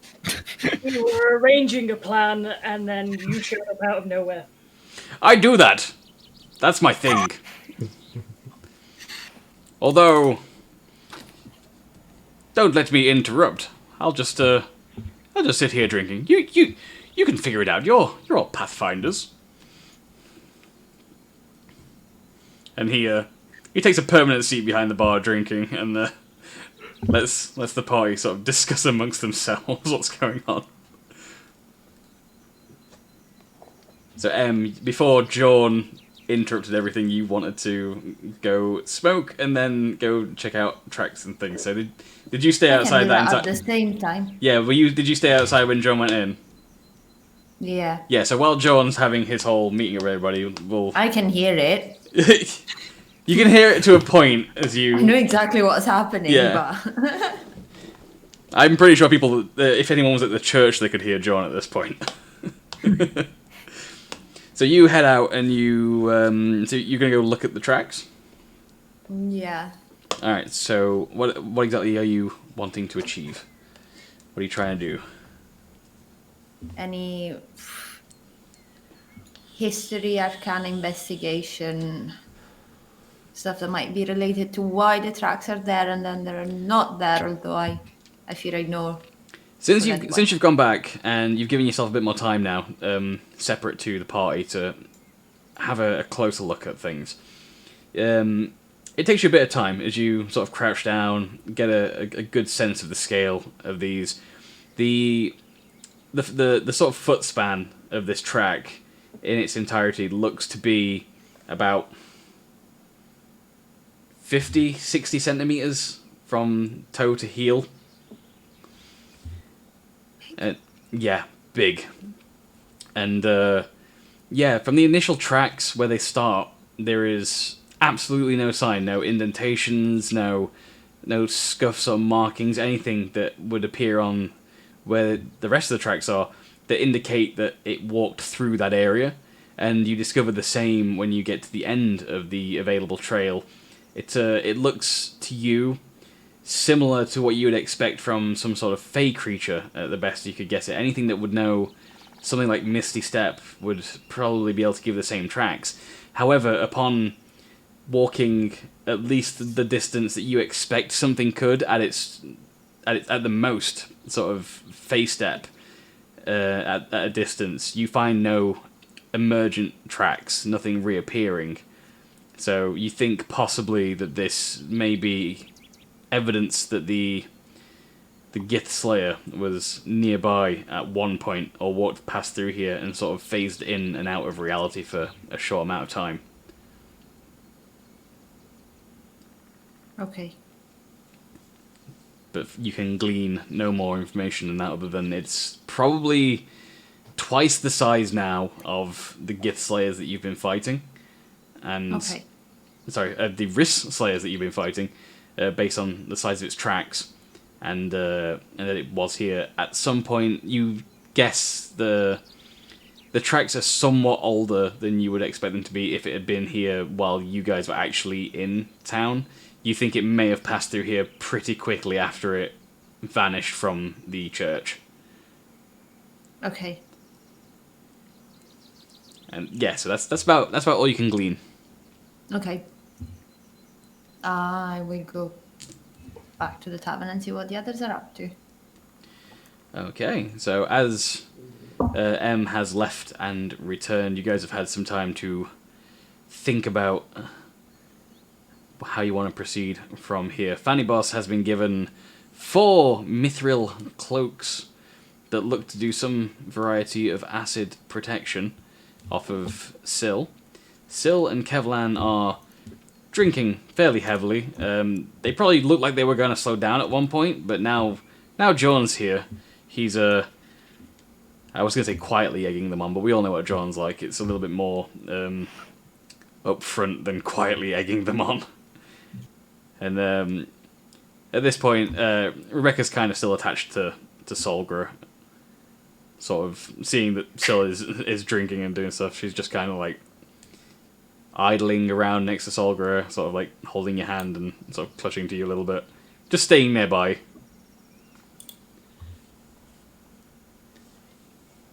And so Syl looks up at Jorn and then turns to the rest of the party.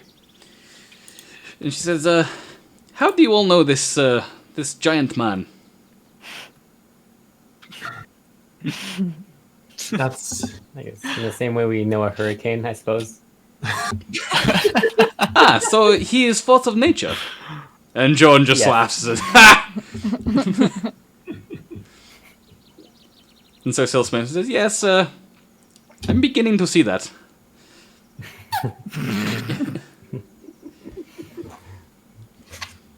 And she turns she looks at Jordan and says, and what is it that you do again? And he says, I hit things. Hard. A lot. It's kind of my whole deal. And she says, oh, that is a respectable profession. I technically do the same thing.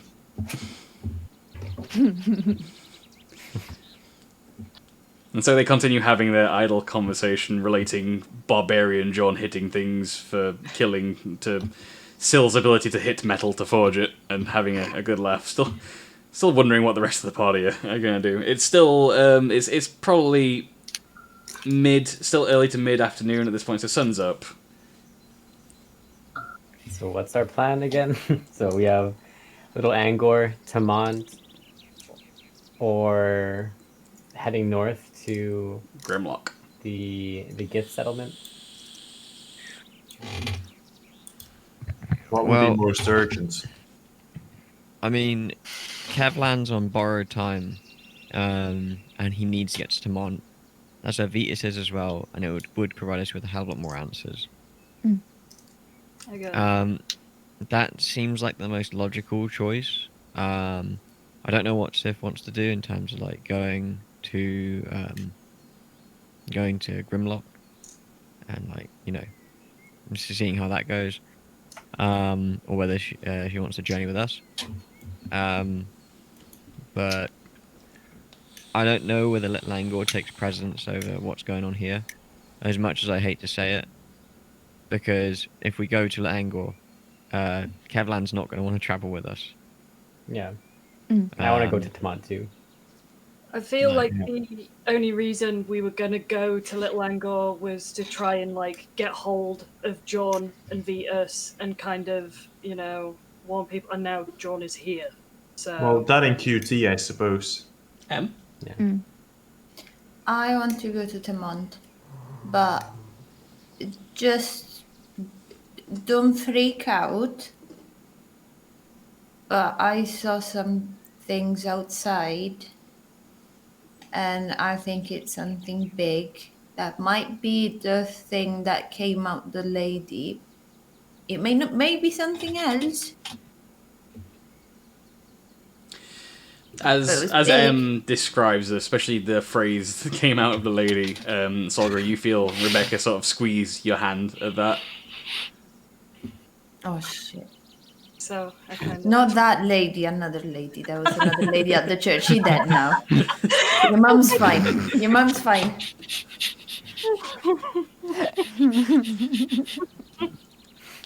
But I just thought you guys should know that something was out here. How big are you talking? Because that happened I less than saw hours the ago. footprints, and it was like, I'll tell you exactly how big it was. Like this big footsteps. That's a big foot. It is a big foot. Eek. Please tell me that's not the same thing. I don't know. I just thought you guys wanted to know about that. But I vote for Tamont. That's even more reason to get there. Because we need to figure out what the hell is going on, and to be honest, trying to track that thing is going to be the least of our concerns if, let's say, there's another load of those things somewhere else, and we have no idea how or why they do what they do, where they come from, and most importantly, how to get rid of them. Yeah, also the footprints didn't have a start and an end, so we can't really track them. So it's the teleporting Right. thing. Mm-hmm. Yay. It's already big. So yeah, just saying.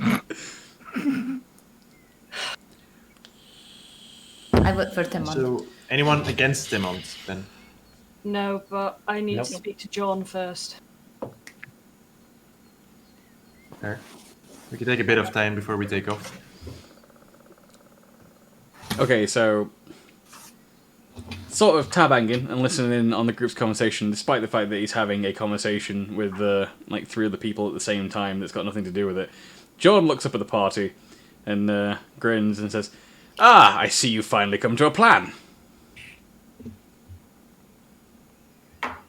And Syl takes a moment before anyone can respond and turns to Solgra and Rebecca and says, "Okay, so while you guys are going to plan your plan and speak to this giant here, I must speak with Rebecca in private." And she takes Rebecca's hand and leads her off to a side room and says, "I will be back in a moment." And so Rebecca and Syl leave the room, leaving the party, the Pathfinders, Kevlan and John, who is sat behind a bar, drinking whatever he can get his hands on at this point, hopefully trying to find some mead, and for every bottle that he finds, he slams another bottle in front of Fanny Boss. And nudges him like, "Keep up!"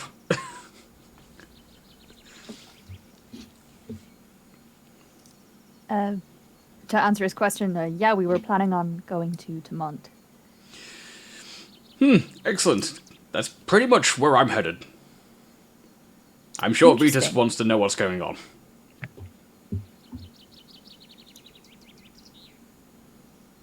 So, Tamont then. Do we want to like? Do you think he's gonna come? Is he gonna come with us or Well, who? Jordan? Oh yeah, no. John's gonna go back with you. Like, Okay.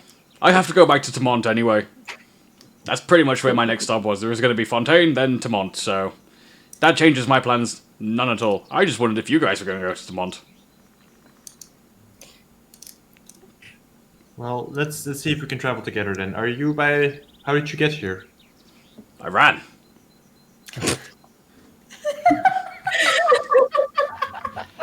He watches Caporius's face very carefully.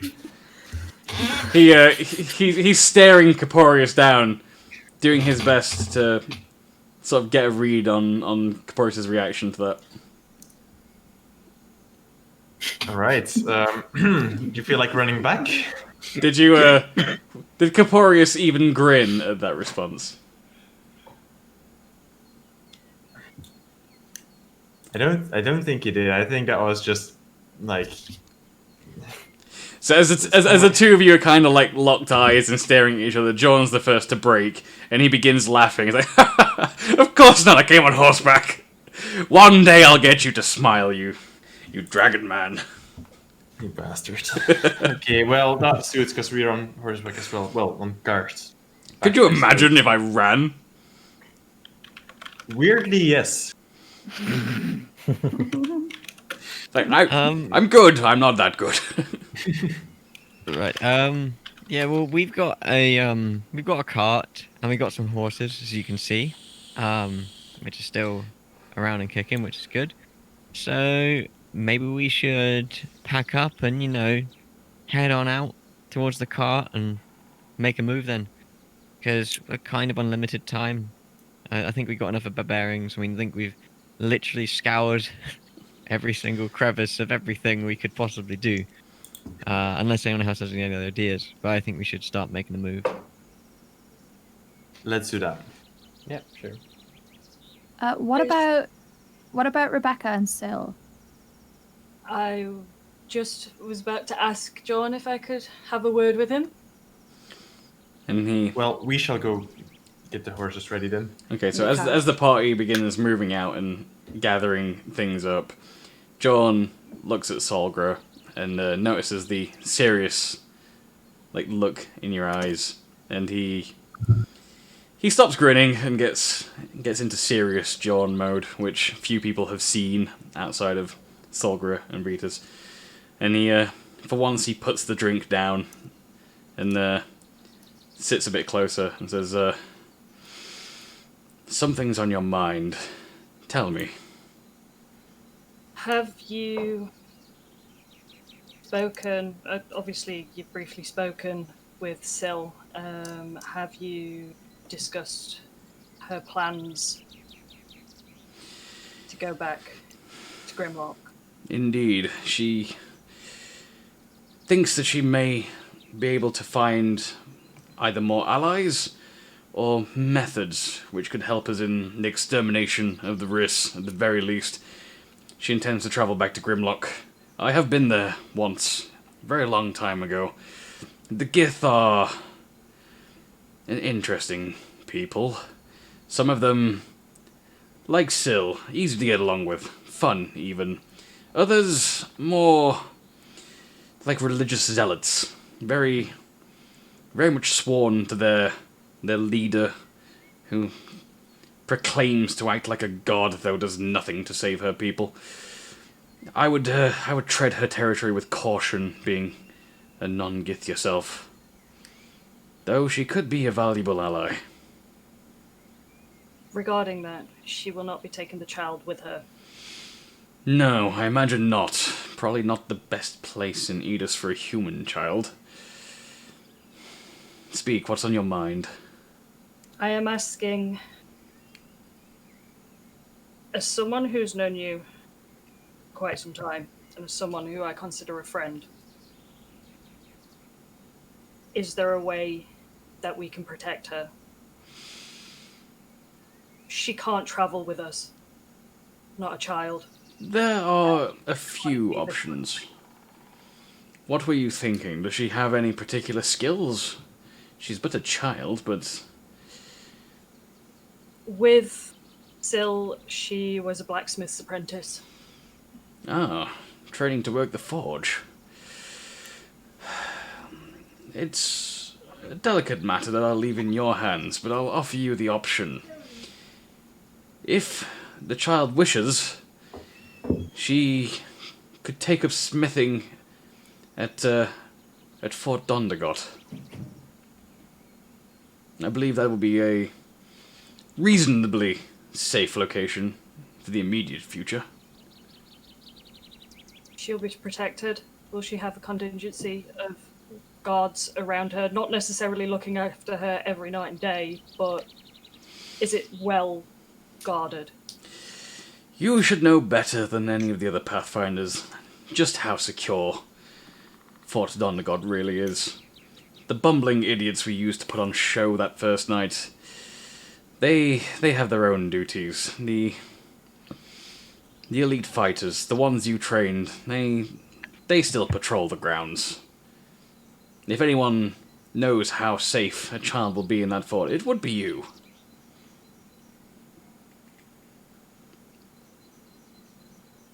I will speak to her about it. Thank you, John. Though I'd recommend speaking with Vitas rather than taking her to Great Stumpleton. I don't have the best of feelings about that particular town right now. I'm sure he can portal her back over to the other continent.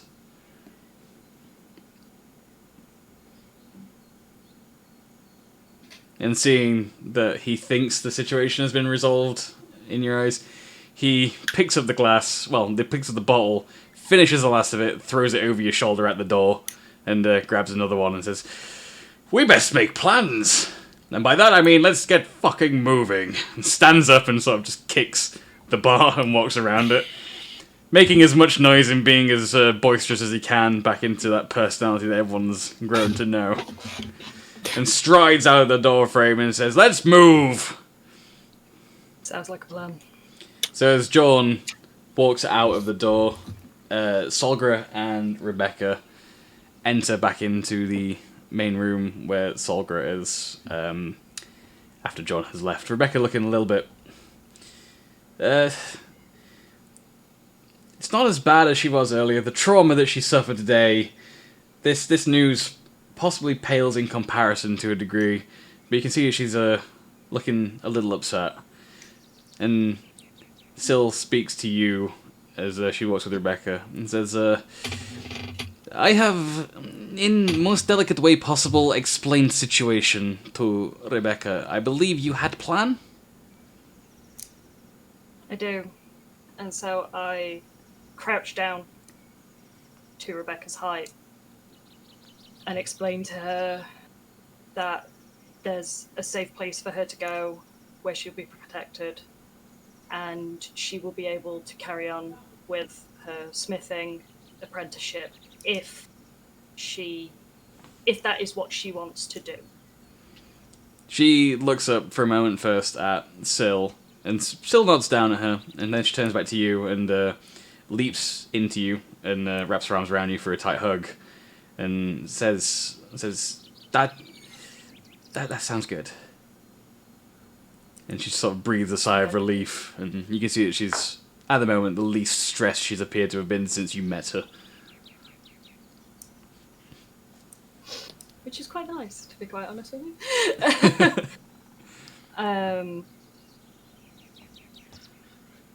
In that case, we're off to Tamont. So Take a break. we can take a small break. Let me just wrap this last bit up, and then we'll do a break. Yeah. So Rebecca now holding Solgra's hand and looking back up at Syl. Syl sort of looks at Solgra, then sort of leans a little bit just to be able to see out the door, watching the other party members sort out the horses and make sure they've got all their equipment, John being loud as usual. And she looks back at you and says, I already told the giant man over there my plans. You should have general idea, I believe. Not a fan of the big goodbyes, so we'll be seeing you on other side. And she steps back, and as she takes a step back, the air behind her begins to shimmer and wave as it gives way to, at first, a dark void, and then on the other side, lights begin to blink in the background. It looks like a star field as she steps back and gives a little wave to Rebecca and then salutes you as she falls back into this portal, and then poof, it bamps out of existence. I just kind of look over to Rebecca and just say, well, on to the next adventure. And she smiles up at you and says, can you do that too? I think she's a very special orc. And she says, oh, okay. And holding your hand, you both leave the tavern and join the rest of the party as they sort the horses out, and you guys make your way quite happily back to where you left your cart the night before. And at that point, we'll take a break. Break your attention, DM a while back. Okay, I'll watch it in a moment. Wait, Okay, since we're doing a second yeah. break, we are going to do the maze. So let me just...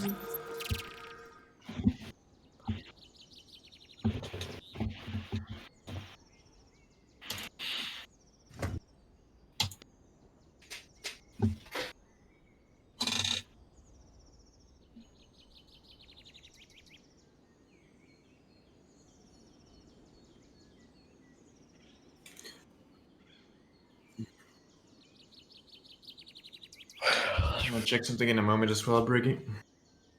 Song request is now playing, it says. You do request? Interesting. Nice. Apparently I do as well. Shit.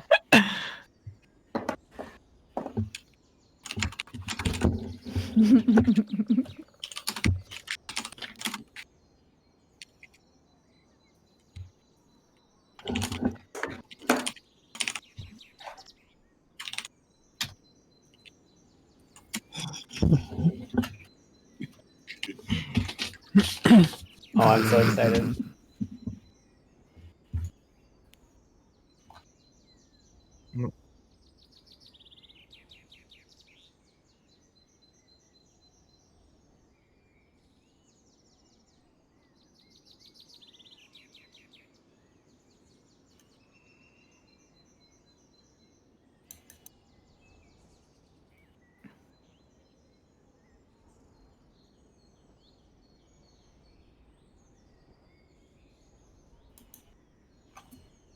Mechanistic. Bruh. Happy birthday, Charles! No, no, no, no, no, no, no. No, no, no.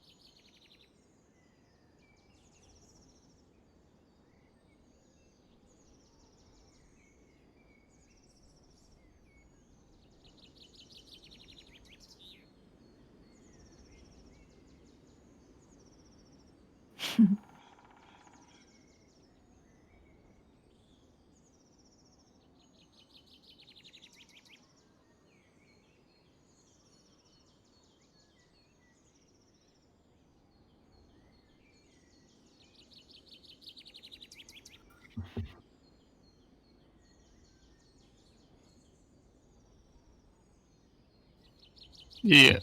And also, a quick question which we posed in the thing is, does it count as armor for monks? Like, That's kind of a deciding factor.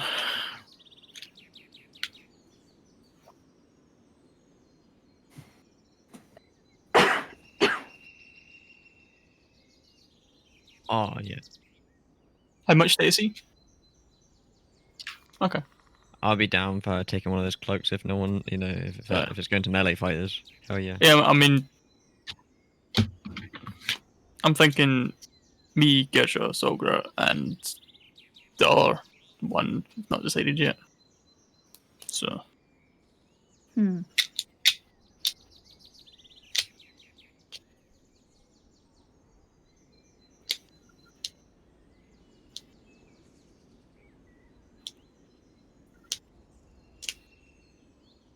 Well, can you take another one? Or all right, so we'd have to swap out. Right, probably give it to Shuri then. Actually, Briggy, can you help me decipher? So I have an undefined item number 1 in my inventory. I don't know. I don't remember what it was.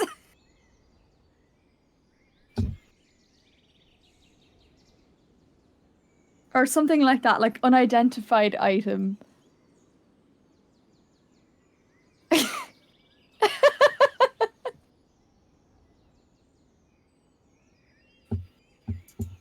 But I remember you gave me something, but I don't know what it was. Like, I have something.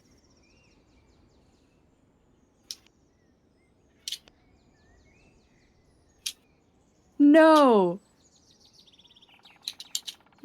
No, yeah, you said I could just have a hat. Which I'm still very grateful for. Thank you for the hat. No, I don't know. I think I meant to put it in properly, but I was like, I'm just putting that there for now and I'll remember what it is. It's not the horn, is it? That I gave you a few weeks ago? Oh, it might be the horn. It's still on my sheet actually, but if you look in the item list, it's actually an item.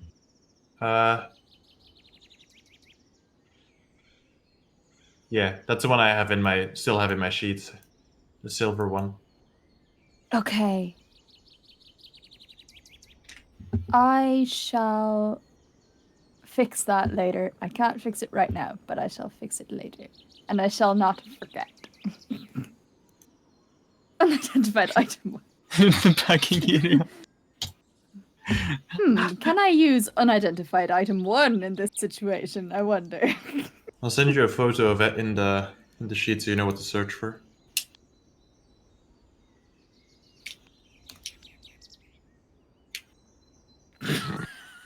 Can I have an unidentified item for that purpose? Yes.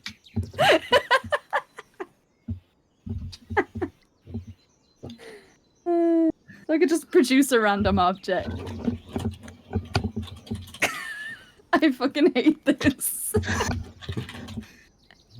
What have I done? Amazing.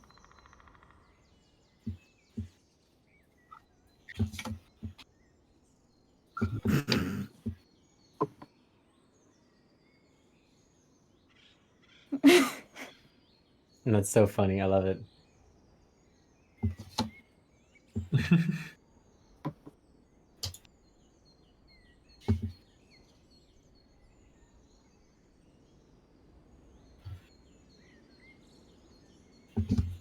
Brilliant.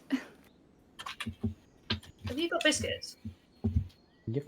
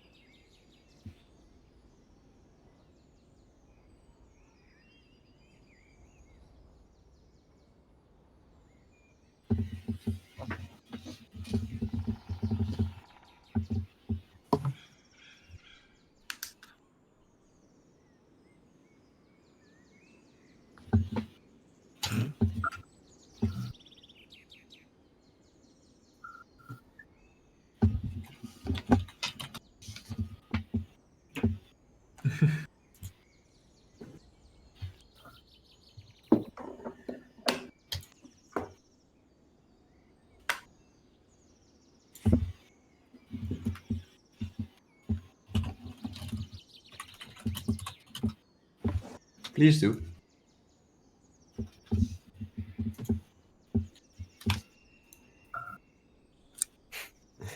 I have it on my phone. I'm looking at it. It's so funny. It's great.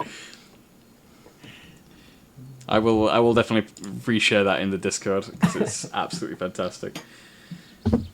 So, where were we? The party has made their way back to the cart, which is covered in various overgrown foliage after Sharid's spell to cover the whole thing and keep it hidden, which has succeeded. Yeah, I can just whisper to it and make it go away.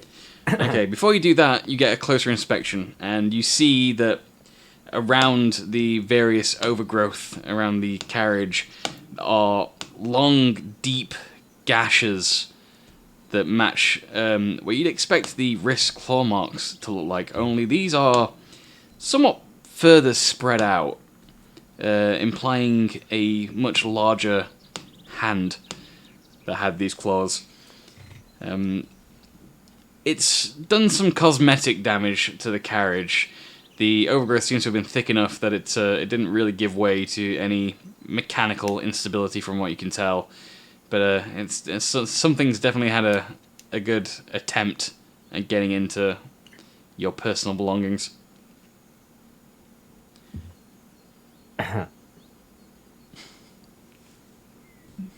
Nothing to do about that, I suppose.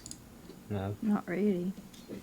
scary, but I just give the overgrowth a good pat, and it fades away back to regular plants. Okay, normally it would fade away pretty swiftly and pleasantly. Although you watch as you disable the spell, and as it shrinks to fade away, you see it straining against itself Parts of it seem more gnarled than you would expect, and eldritch in its origin. Something about it seems not right. And it does eventually fade away. But you would... Is there any like Arcana check or anything I can do?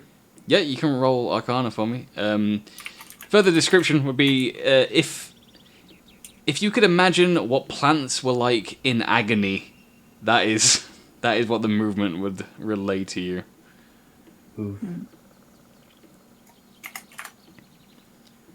So doing an Arcana check, you study it for the time that you can, not really being able to be given a huge amount of studying time as it does fade away, albeit slower than you had expected.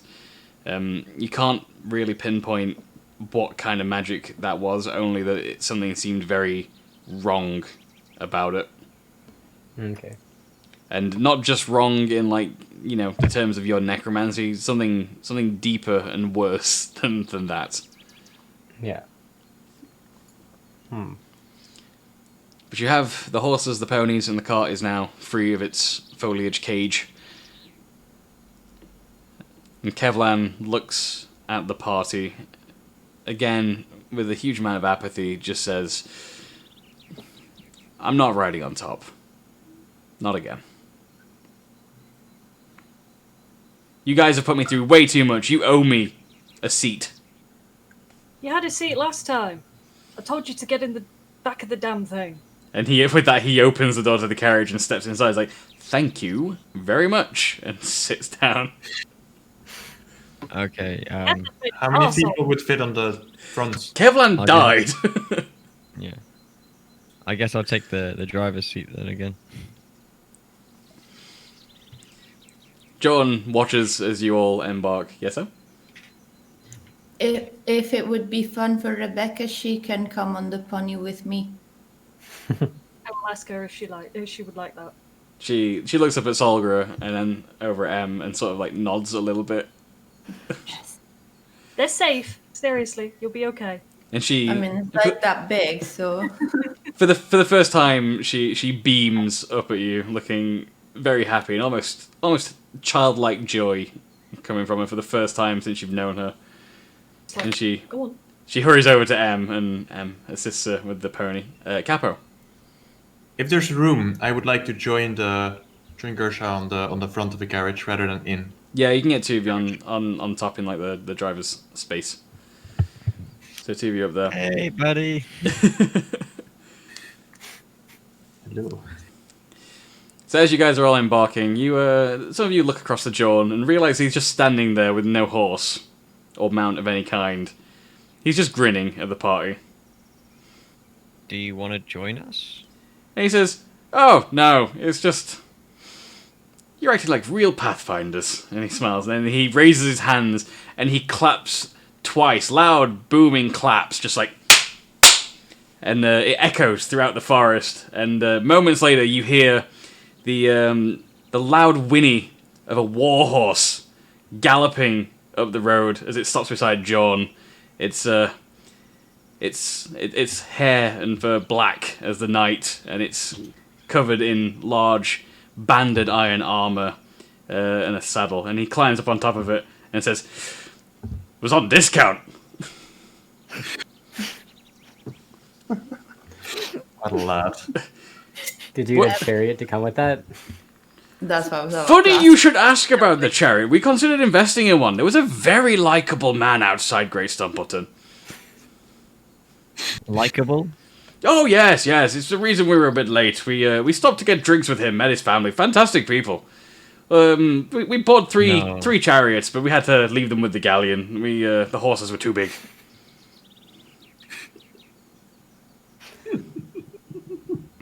I mean, I hope you enjoy your purchase. Why wouldn't I? They're chariots. You can fight using a chariot. Have you... like, he sort of, like, sidles alongside the carriage on his horse, and he leans into Gersh and says, "You do know what a chariot is, don't you?" It's got wheels. Yes, it has wheels. Very good. And he spurs his horse on and canters in front of the carriage and turns and says, "Well, we don't have all day," and starts to move on. On our trip, I'm going to spend the time mending the black cloak. Okay, so you're mending the black cloak. Capo, you want to say something?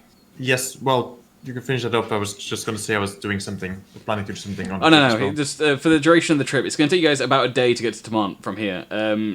So Shreed is mending the cloak. Capo, what are you doing? I took a spot on the front to be, a bit out of sight of most of the party. Okay. I wink at Gersha, and I'm gonna try and create a pact with my... Oh, no. Is that something I can do? That is now? something you can do. It will take... how long does a pact weapon bond take? It's about an hour, right? I believe so. Yeah, so for about an hour, Gershaw's going to have a front row seat to you committing some various crazy magic pact. The air around the Ono is going to fluctuate and pop, and small arcane electricity is going to weave its way around the Ono, and this is going to be happening to varying degrees of sort of arcane excitement as the trip continues for the hour. So, yeah, Gershaw's got a front row seat. So after the hour, it's going to be bonded to you as pact weapon. And therefore gone. And right? yeah, at the end, it's just going to go whoosh and just sort of vanish out of existence entirely. So going through, M, what are you doing for this ride? What are your plans for this duration? I'm just gonna try and entertain Rebecca with some fairy tales that are not too scary from the Feywild, I guess. Can Solgra hear you from the pony? Solgra, are you on a horseback, or are you inside the carriage? You're in the car, so you can't hear. Okay, so yeah, you've got free reign to pretty much entertain Rebecca however you please without parental oversight. I'll just keep it very nice, just the nice ones, and I'll cut out all the scary details. Okay, Oscar, what are you doing on this road? What time is it? You guys left in sort of early to mid-afternoon. Okay, cool. And it's going to take you the rest of the day and then some to get to Tamont. But John is insisting on riding through the night until you get there rather than stopping for camp. So you've got the afternoon and the entire evening until, I guess, sunup is when you'll get to Tamont. So you've got that entire time to do what you please. At the moment, I am playing some tunes for the rest of the party to keep spirits up. And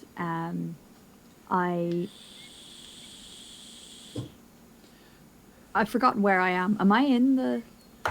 Yeah, if you didn't say otherwise, I believe you're inside the carriage. Yes, I am. Sorry. So you're with Solgra, Kevlan, and Fanny Boss. Fanny Boss, are you inside the carriage, or did you take a pony? Pony. Okay, so Sharid, are you inside, or are you traveling alongside? Yeah, I'm inside. Inside, so I can mend my... So inside is Solgra, Oscar, Sharid, and Kevlan. Cool. I check on Bucky to see how Bucky's doing. After all of that, has he taken a hit, or has he? I absentmindedly shift Bucky over and continue sewing. So Bucky is between Sharid and Oscar. I want Sharid to roll Arcana with disadvantage because you're not paying full attention, and I want Oscar to roll Arcana with advantage. Okay, how do I do that? Okay. So roll a d20. Yikes. Roll d20 plus your Arcana modifier off your character sheet and do it twice, and you're going to take the highest score. I'm not going to bother rolling again, I think. I might not get a better... Sharid is far too invested in the mending of this particular garment that is proving to be troublesome to mend. Okay, 21. 1d... 21. 21 is your highest. So you spend a bit of time. You pick up Bucky at one point. You sort of examine the face on the bucket and turn it around a few times, looking over all of it. You can see all the deep char marks in it from Kevlan's fireball earlier, adding character to Bucky. And while you're doing this, you hear a voice in your mind, and it just says, "Are you okay?" I mean, mostly, all things considered. Why? Okay, so no one else is hearing the voice, but they did hear you reply in the carriage. So Shareed's heard it, Solgar's heard it, and Kevlan has heard it. And the voice continues, it just seemed rather dangerous. It did, didn't it? How are you holding up? I am fine. I am a bucket. And I am a wood elf. Says, I don't believe we've been formally introduced. My name is Oscar. I am a 100-year-old wood elf. And the voice in your head continues on and says, pleased to make your acquaintance. I am Bucky, I believe. And I think I'm a bucket. I also believe that you are a bucket, yes. I hate to break it to you. And it just responds with one word and says, why? Why are you a bucket? Yes. Why am I an elf? Why are you an elf? I don't know, I was just created that way, I guess. Was I created this way? I'm not sure. Were you? I don't know. Not Have enough you data. ever known anything else? No.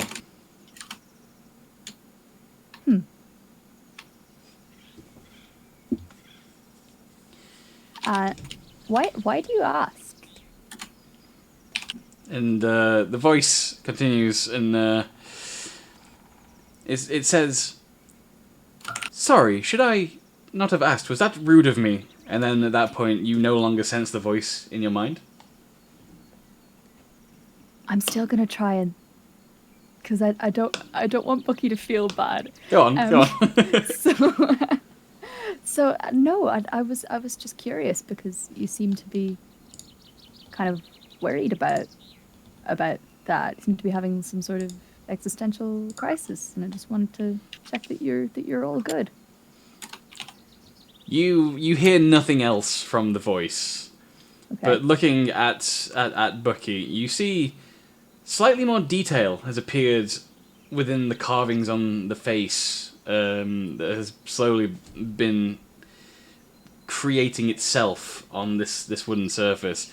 The eyes have become deeper and the mouth more pronounced, and what you thought was fangs originally have started to become a fuller shape, creating a jaw, like an underbitten jaw.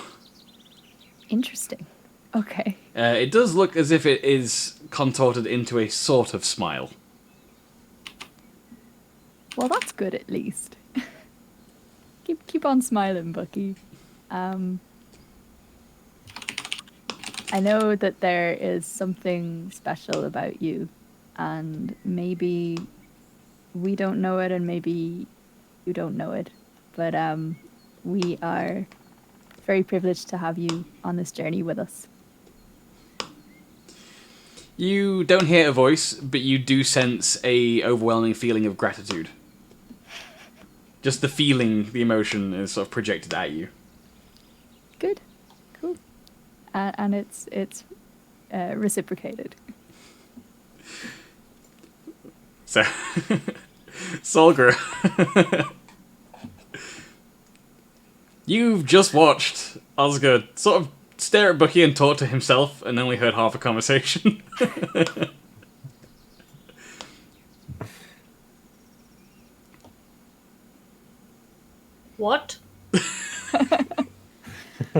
know, just having a conversation with a bucket. What? Have you never had a conversation with a bucket? When I'm throwing in it and throwing up in one, no. And Well, for a that's not very split nice. second, interrupting that train of thought, Solgra, you hear a voice in your mind that just says, "Please, I would prefer if you didn't do that again." So can I hear? You can't hear that conversation. I can't hear No. that. Okay. I need to get fresh air. I'm gonna go and stand over there. You sat in like a 4-seater carriage. Over Kevlar. You shuffle Kevlin out of the way and he's jostled. Trying to get to the window. Is it the window on my side of the cart? Yeah, we'll say yes. Yeah. Like, are you okay? Rebecca waves as well. Soldier, we're having fun here. Are Great. you having fun there? Yeah. Nice. Do you want a rollie? I can make you one. I don't think I need any sort of drugs right now. Thanks.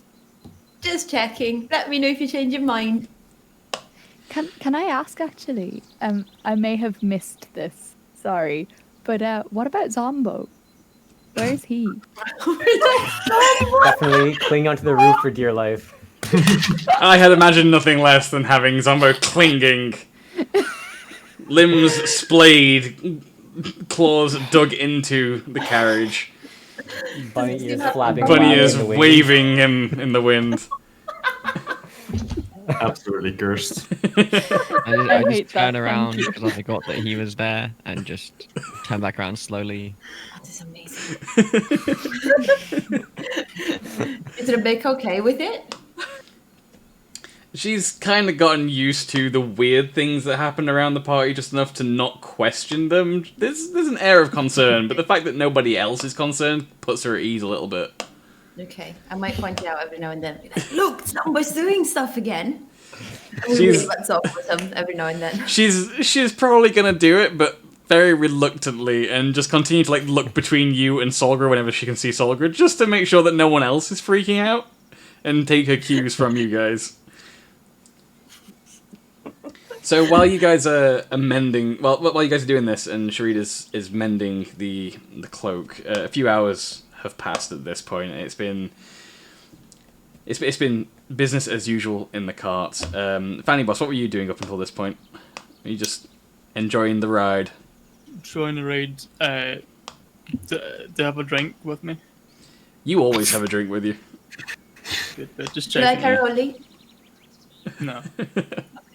No, I just stay with it now. So as the carriage is thundering its way from Fontaine to Timont, items are being passed back and forth between the riders and the carts, and conversations are had through windows and across the road to each other. It's a moving sort of hangout at this point. John making sure that the pace is kept at a fast and maintainable one, and it's getting into the night now, and as Sharid starts to feel himself getting closer and closer to having mended this particular garment, a voice echoes through your mind suddenly, and you hear the words clearly as it says, "Master Sharid, I don't believe this is a advisable decision." Bucky? He says, "Yes." Hello, Bucky. I reach over and drop a good berry. And you hear it say, "Thank you, it is most appreciated. However, sir, I don't believe mending this particular garment serves a advantageous purpose." Do you think something bad will happen if I finish it? "I do not know. I cannot explain it, but I don't feel good." Okay, well, I will I will leave it as it is then. I will trust your buckiness. And you hear the voice in your mind. Thank you for understanding, Master Shreed. I wish I could give you a better explanation for my feelings, but I currently don't understand them. Oh, it's okay. You'll get there. Just I believe in you, Bucky. And you don't have to call me master. We are friends. He says, but sir, you are my progenitor. But we're just friends. Friends, sir. Friends, Bucky. What is friends? It's when you like to be with somebody and you don't expect anything back. But sir, my purpose, my existence is to serve you. Then you are freed of your bond. You can do whatever you wish. If you wish to serve, you can serve. If you wish to do something else, you can do something else. I grant you free reign Then, to be Bucky. if I am not to serve you, Master Shreed, then what is my purpose? Serve yourself. What do you want to do? I do not know, sir. Maybe think about it. Maybe you'll think of something. And with that, the voice in your mind goes quiet. All right. I pick up one of the blankets and try and make a cloak for Zombo instead, considering this one is seems to be a failed plan. That's going to be an easy one. You'll get that done almost immediately. Okay. I toss it up to the wind and tell Zombo to catch it and put it on as best he can. For a headless corpse of a otherworldly alien beast, it catches the cloak quite gracefully, all things considered. And though it has some problems and nearly once or twice falls off of the top of the carriage as it's moving, eventually manages to tie the cloak around its stump. And it begins to blow and bustle in the wind as you travel. I pointed out to Rebecca. I'm like, look, he's like a superhero now. Rebecca laughs mirthfully initially, and then it dawns on her what she's looking at, and she's a little bit more concerned, and again looking into the carriage towards Solgra and looking back at you, and just trying to figure out what is going on with this group of people that she's now with. I was kind of imagining it like a cowl so it would hide its headlessness. I mean, it Like a would, cloak. was the wind not blowing in the opposite direction and sort of pushing it down. Yeah, it is billowing wide in the wind, possibly even causing some wind resistance overall for the carriage. I asked Zombo to tuck it under itself to keep it all compact. if possible. It eventually manages to do this, and then latches back onto the carriage tightly.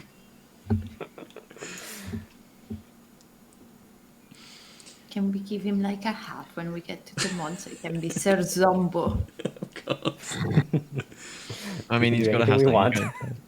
with that stump, you know what I mean? Just gonna put it on there. Yeah, just like. A top hat, yes. That'd be nice. I'm like, could you imagine if we put like Bucky on the stump if he was okay with it, and then we just have like the ultimate creature? Oh my god, all of our friends in one. Oh my god, wait, what if Plugging that Bucky could send mental commands to Zombo so Bucky could be like semi-movable?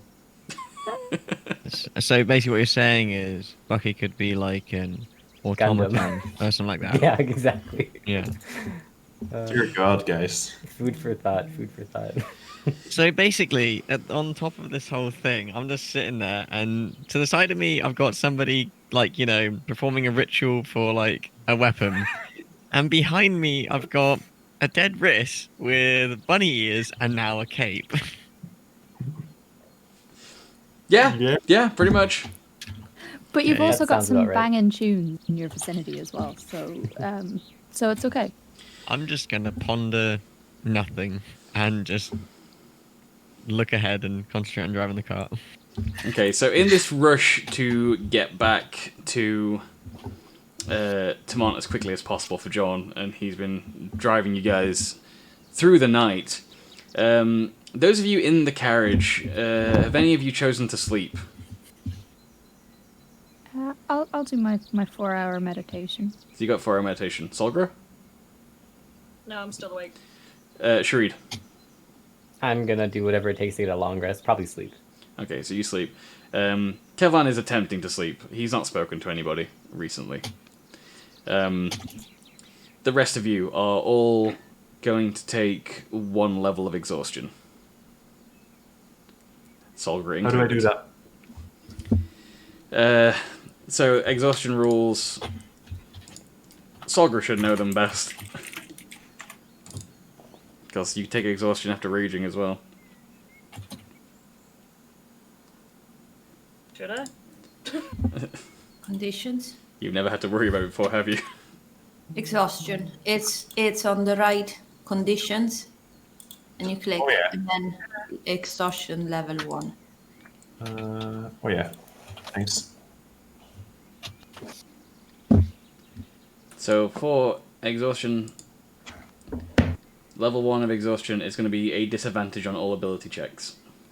If you take 6 levels of exhaustion, you die. Right on. Okay. I You put a will- picture of it in the Discord. You will get rid of exhaustion once you Thanks. do a long rest, I believe. So you've all taken 1 level of exhaustion. The sun is slowly rising as you travel. It's currently rising and forming something of a halo in the distance over the great city of Mont. Its distant spire in the center of the city, making up the palace, is blocking out some of the sun as it rises. You can get a good sense of the huge, grandiose walls that surround the city, and even this early in the morning at sunrise, you can hear, even over the miles of distance between you and the city, the bustling sounds and the cacophony of noise being made by its residents who are out and about doing all of their various tasks in the day. This is very much a loud, noisy, and alive city.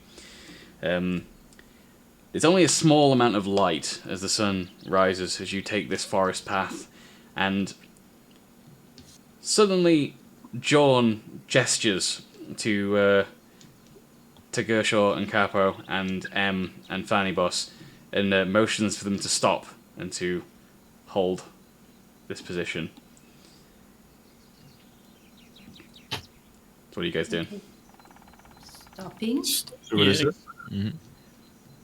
Okay, so the carriage comes to a stop, and the pony riders alongside it stop as well. John signals using hand motions towards the riders and to the drivers to remain where you are, not to move from this spot, and to wait until his signal.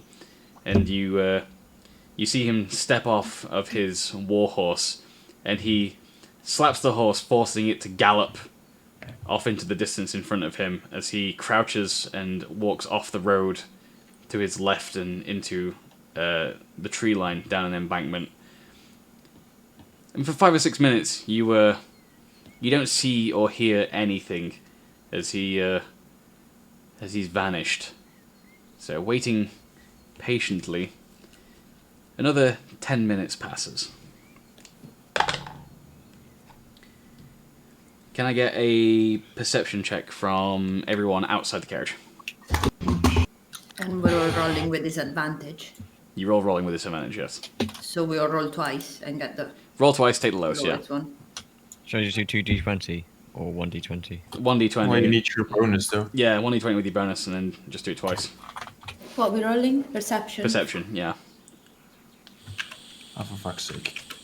Oh shit. Well, there's me fucked.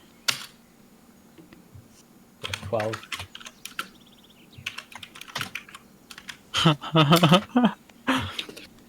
Oh my god, could you not be stupid, please? 6. 13. Okay, so as you guys are waiting patiently, you're not hearing anything.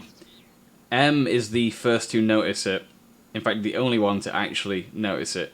And in doing so, you pull the pony closer to the carriage just in time, as a wrist slayer leaps from the embankment out towards you and Rebecca on the pony. You, having spotted it in time, you manage to swerve with the pony, and you, Rebecca, and the pony are all safe. The wrist slayer slams into the door of the carriage and bounces off of it. And as you're trying to reposition yourself, to your left, a thunderous boom rains down and lightning strikes the ground as John leaps from the embankment behind it and drives his greatsword through the wrist slayer and, unfortunately, through the door of the carriage at the same time. John. Our carriage. We paid for it. So, Are acid... people okay inside? Acid sprays on the carriage door for a moment as the wrist slayer writhes against the greatsword and attempts to claw at John, catching him in the face, leaving a huge deep gash along John's cheek as he tries to twist the greatsword, which is more a rod of flat metal than it is an actual sword. It's about the size of John himself. It's gone through the carriage, and it may or may not have nicked a few shins or knees as it went through for minor points of damage. The worst part is the acid that will have seeped through the carriage, burning parts of the door and the floor. Although, luckily, it's missed any of the wheels, so the carriage is still operational, if a little worse for wear. As the Slayer screams bloody murder at John and again tries to lash out of him, its tail coming round, just barely missing Rebecca and the pony as it swings around to hit John. I think I'm gonna move because I have a child with me. Also, I'm quite a child myself, so I think we should GTFO. You get back and out of the way. Your roguiness and perception has been more than enough to make sure that you didn't get any sort of damage or hit. John pulls the greatsword from the carriage, bringing the Slayer with it closer to him, and he grapples it by the throat as he pulls the greatsword loose of its chest, splitting the Slayer in half as it falls to the ground, but it burns him fairly badly, leaving him in bad state. And he looks up to the party and says to you specifically, "Ride quickly. Move to Tamont. Tell Vitus there are more of them. Go." Are we gonna just fucking leave him there? Can I quickly yeet him some healing spells? You could. I'm gonna quickly pull on the reins, so you're going to throw it out the window. Yeah, sure. I'm gonna just cast. Do you have time? Because I have a healing potion. Otherwise, I don't think we have time for anything if there's one immediately attacking us, and you've got a small child, and we've got a cart that's now damaged. okay, I'm gonna keep my healing potions in case. And also, we I need it. yeet out a battle. level 1 and level 2 cure wounds. So that would be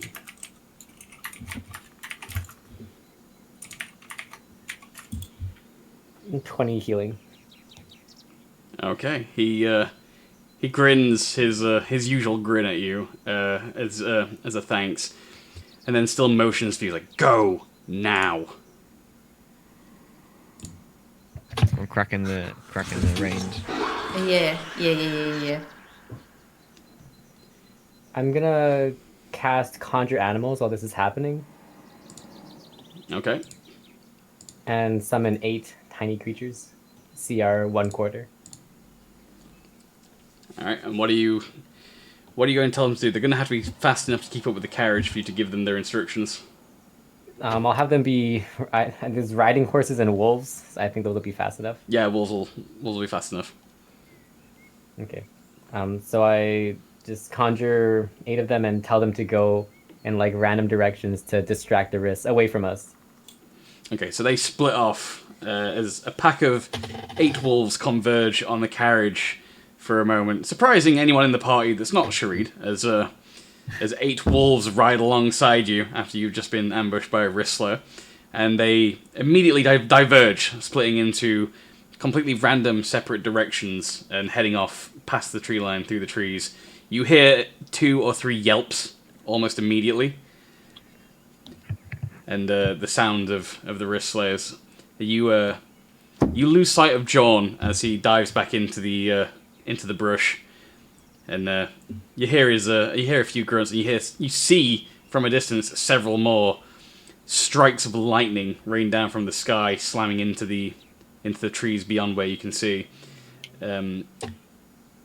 As you ride hard for Tamont behind the carriage, you see 3 wrist slayers currently running full speed, going at a gallop behind the carriage, chasing you. M? Can I try and throw Rebecca in the carriage because she's still on the pony? You can try. Or are you going to make me roll for it? I am, if you want to Is your attempt door it. locked?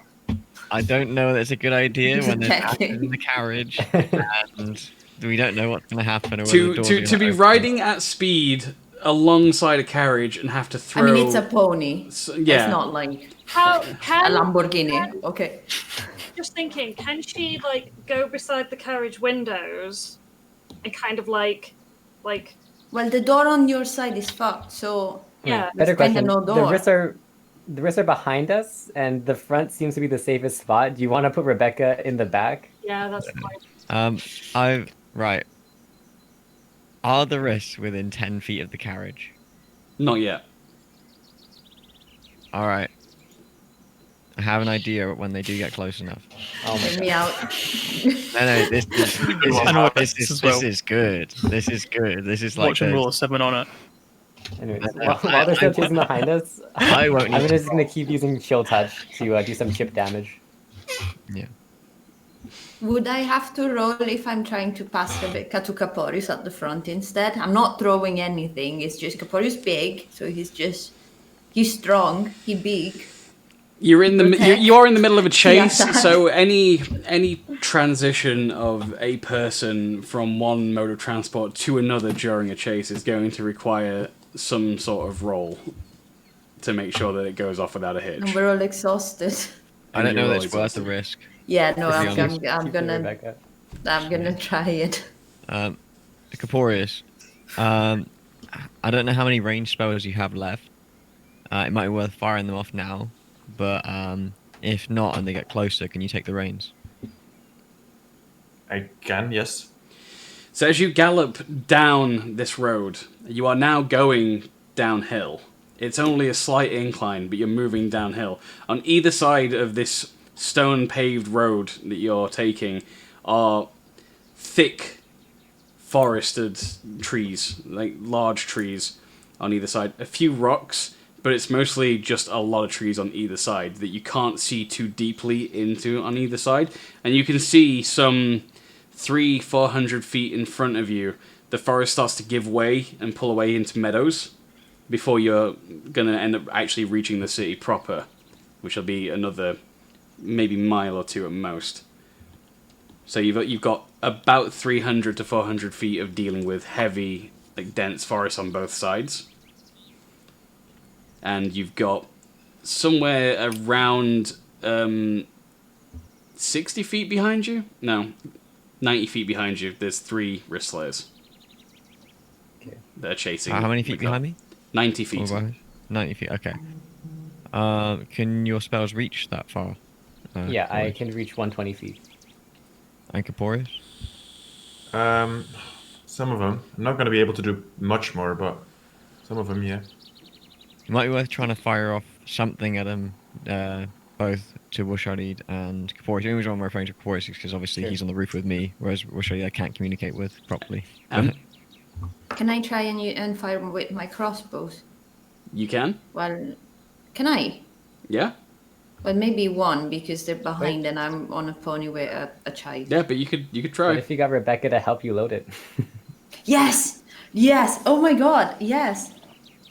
I'm gonna shoot. You're a child of war now. Okay, so your plans are going to be to attempt to crossbow and magic it, right? Yeah. Okay, so as you rumble down the road, you again, now with some distance between you and Jorn, see another strike of lightning pierce through the canopy of the trees. And a thunderous boom, this time still sounding further away.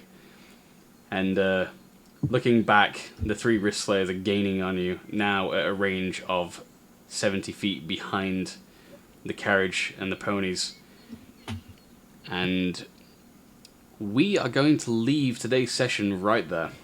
Oh, fucking hell. Dude. Cliffhangers, my Are you dude. fucking kidding?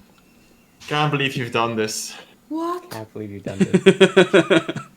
Oh, Monkey. And next week we are going to have a chase battle map that I've been wanting to run. oh wow. Oh That's man. pretty cool. Before I forget, didn't someone have a bow or a crossbow as well? I do. I think that's you. Oh. I have hand crossbows. I What's your stole a last crossbow one? from the bandit. Like, yeah, episode 1. Gershel session has a 1. bow. I had a bow. I think I gave it to somebody. Did I? Or did I not? No. Do I still? Solgra used it at some point? Yeah, no, I still have it. Yeah, no, she gave it back to me. So I could give that to Caporius. And it is a longbow as well, so it does do pretty decent. I'd be Yeah, it's better just- off without it, to be honest. 150-foot range. Yeah, they're 1d8 close to that plus two. already. Well, we Huh? can figure it out. Just Over in case that 7 we've got days of more. cliffhanger. 7 days of intense planning to make sure that we can kill these 3 wrist slayers and protect this little girl properly. She's on a pony with exhaustion. me. But with exhaustion, this is. So, I hope everybody watching has enjoyed this week's session. Yes, earlier than usual because the next thing that's going to happen is going to be combat, and I want to make sure we've got a really cool battle map planned for next week for everyone to be able to enjoy combat to the fullest. So, that is how we are going to open next week's session. Is there going to be a quick recap of the events that led to this moment, followed by this moment. You son of a bitch. Shocking behavior. So yeah, you guys are going to have to wait yourself 7 days to see how this plays out, although I'm super excited to see how it ends. And yeah, I hope you guys have all enjoyed watching episode 10. Episode 11 will be here as usual on next Wednesday at 8 PM GMT for between 3.5 to 4 hours as per usual. And I don't know, maybe we'll have a death at some point. Who knows? Honestly, I'm rooting for the Not players. Rebecca. Not Rebecca. No. Rebecca has plot armor thicker than Goku. She can't die. Can we use her as a meat shield then? No, if you start doing that, then I have to kill her. I'm safe then. Oh, no. Plot We can come up with it. I just fear that if I kill Rebecca, I'll suffer in real life. And, Yes, you will. yeah, I don't want that. So, unfortunately, she's kind of safe now. The rest of you, though, not so much. And Oh shit. No. Got that story to do. Thank God. Right, so all I'm saying is I just saw that drawing. Oh my god. Alison Scooter ain't looking too bad now, is it? Oh. Can we put that on screen? And we- so people can see it in the chat. Let me put it in the... put it in chat. And we've had a end of session follow from 5% Misfit. Your entry has been logged in the Geeks Codex, and your name will go down in the annals of history mean as a so much? geek, I freak, put it- and nerd, just like the rest of us. Thank you for the follow. I really appreciate it, and I hope you've enjoyed tonight's D&D session. Plot armor thicker than Goku's. That's brilliant. Yes, Pavs. That's how I've described a few characters at this point. Bucky and Rebecca are the two safest characters in this entire campaign. Nobody else is safe.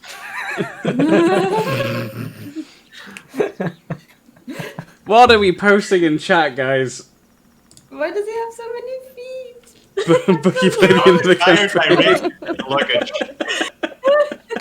Why does he have so many feet? I thought you were going to share the wrist. Wait, the wrist? Is better than the wrist. It is. Oh, I thought you wanted to see the first bucket. I'll, Wait, do I'll, we have a picture of the wrist? You have the picture of the wrist, Ricky. What are you talking It's about? also really good. That's true. The That's true. jester. We had a picture of the jester and Rebecca. Yeah, we never. That got forgotten about, so no one talked to Kevlan about the jester at all. You should have a look at the part that got after the stream, though, Briggy. There's some things. Let in me. there.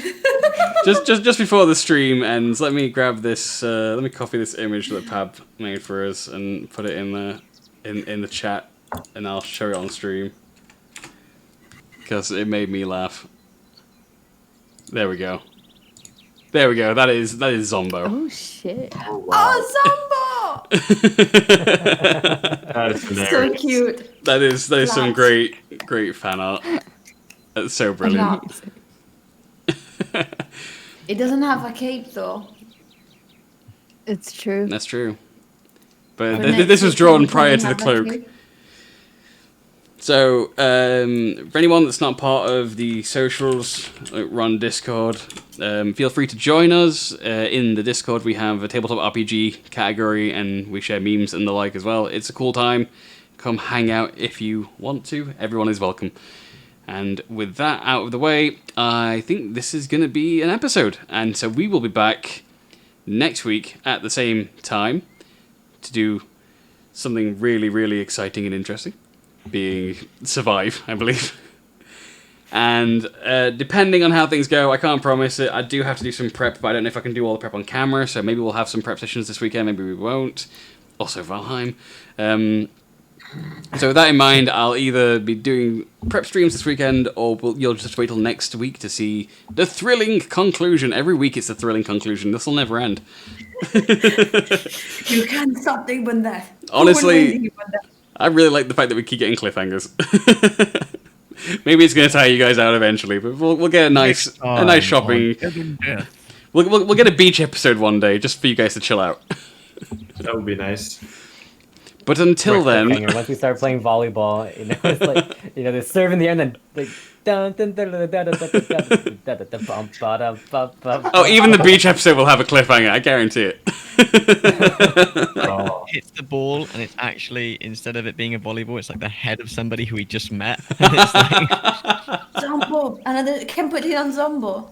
Zombo with a volleyball head. Like Wilson. Yeah. Oh my god. Okay, so with that, that's the end of episode 10 of the Ebon Death. I have been your dungeon master. I've been joined by Corporeus, as played by Thurfret Capo. Been joined by M, as played by Violin Solo. Been joined by Fanny Boss, the Dwarven fighter, as played by Russell the Dude. I've been joined by Solgra, the Barbarian, as played by Shli Fiddy. I've been joined by Oscar, the Bard, as played by AOD HQ. I've been joined by Sharid, the Druid Monk, as played by Cactus Room. And lastly, we have been joined by Gershaw, the Monk, as played by Birthday Boy, Guitar of CR. No. I knew it. Happy birthday, 1, 2, 3. Why am I not there? I knew it. And on that, It's not my birthday. Don't. No. every day is his birthday. Wait, it isn't? No. God damn it. Right, If you go too early, it's Why tomorrow. would you tell Yep. us it was your birthday if it isn't? we are going to end stream, and I will check DMs that people have sent me afterwards. And I hope everybody else has a great night and a fantastic rest of the week. And we will see you next week for the next episode. Until then, goodbye. Bye. Bye. Bye.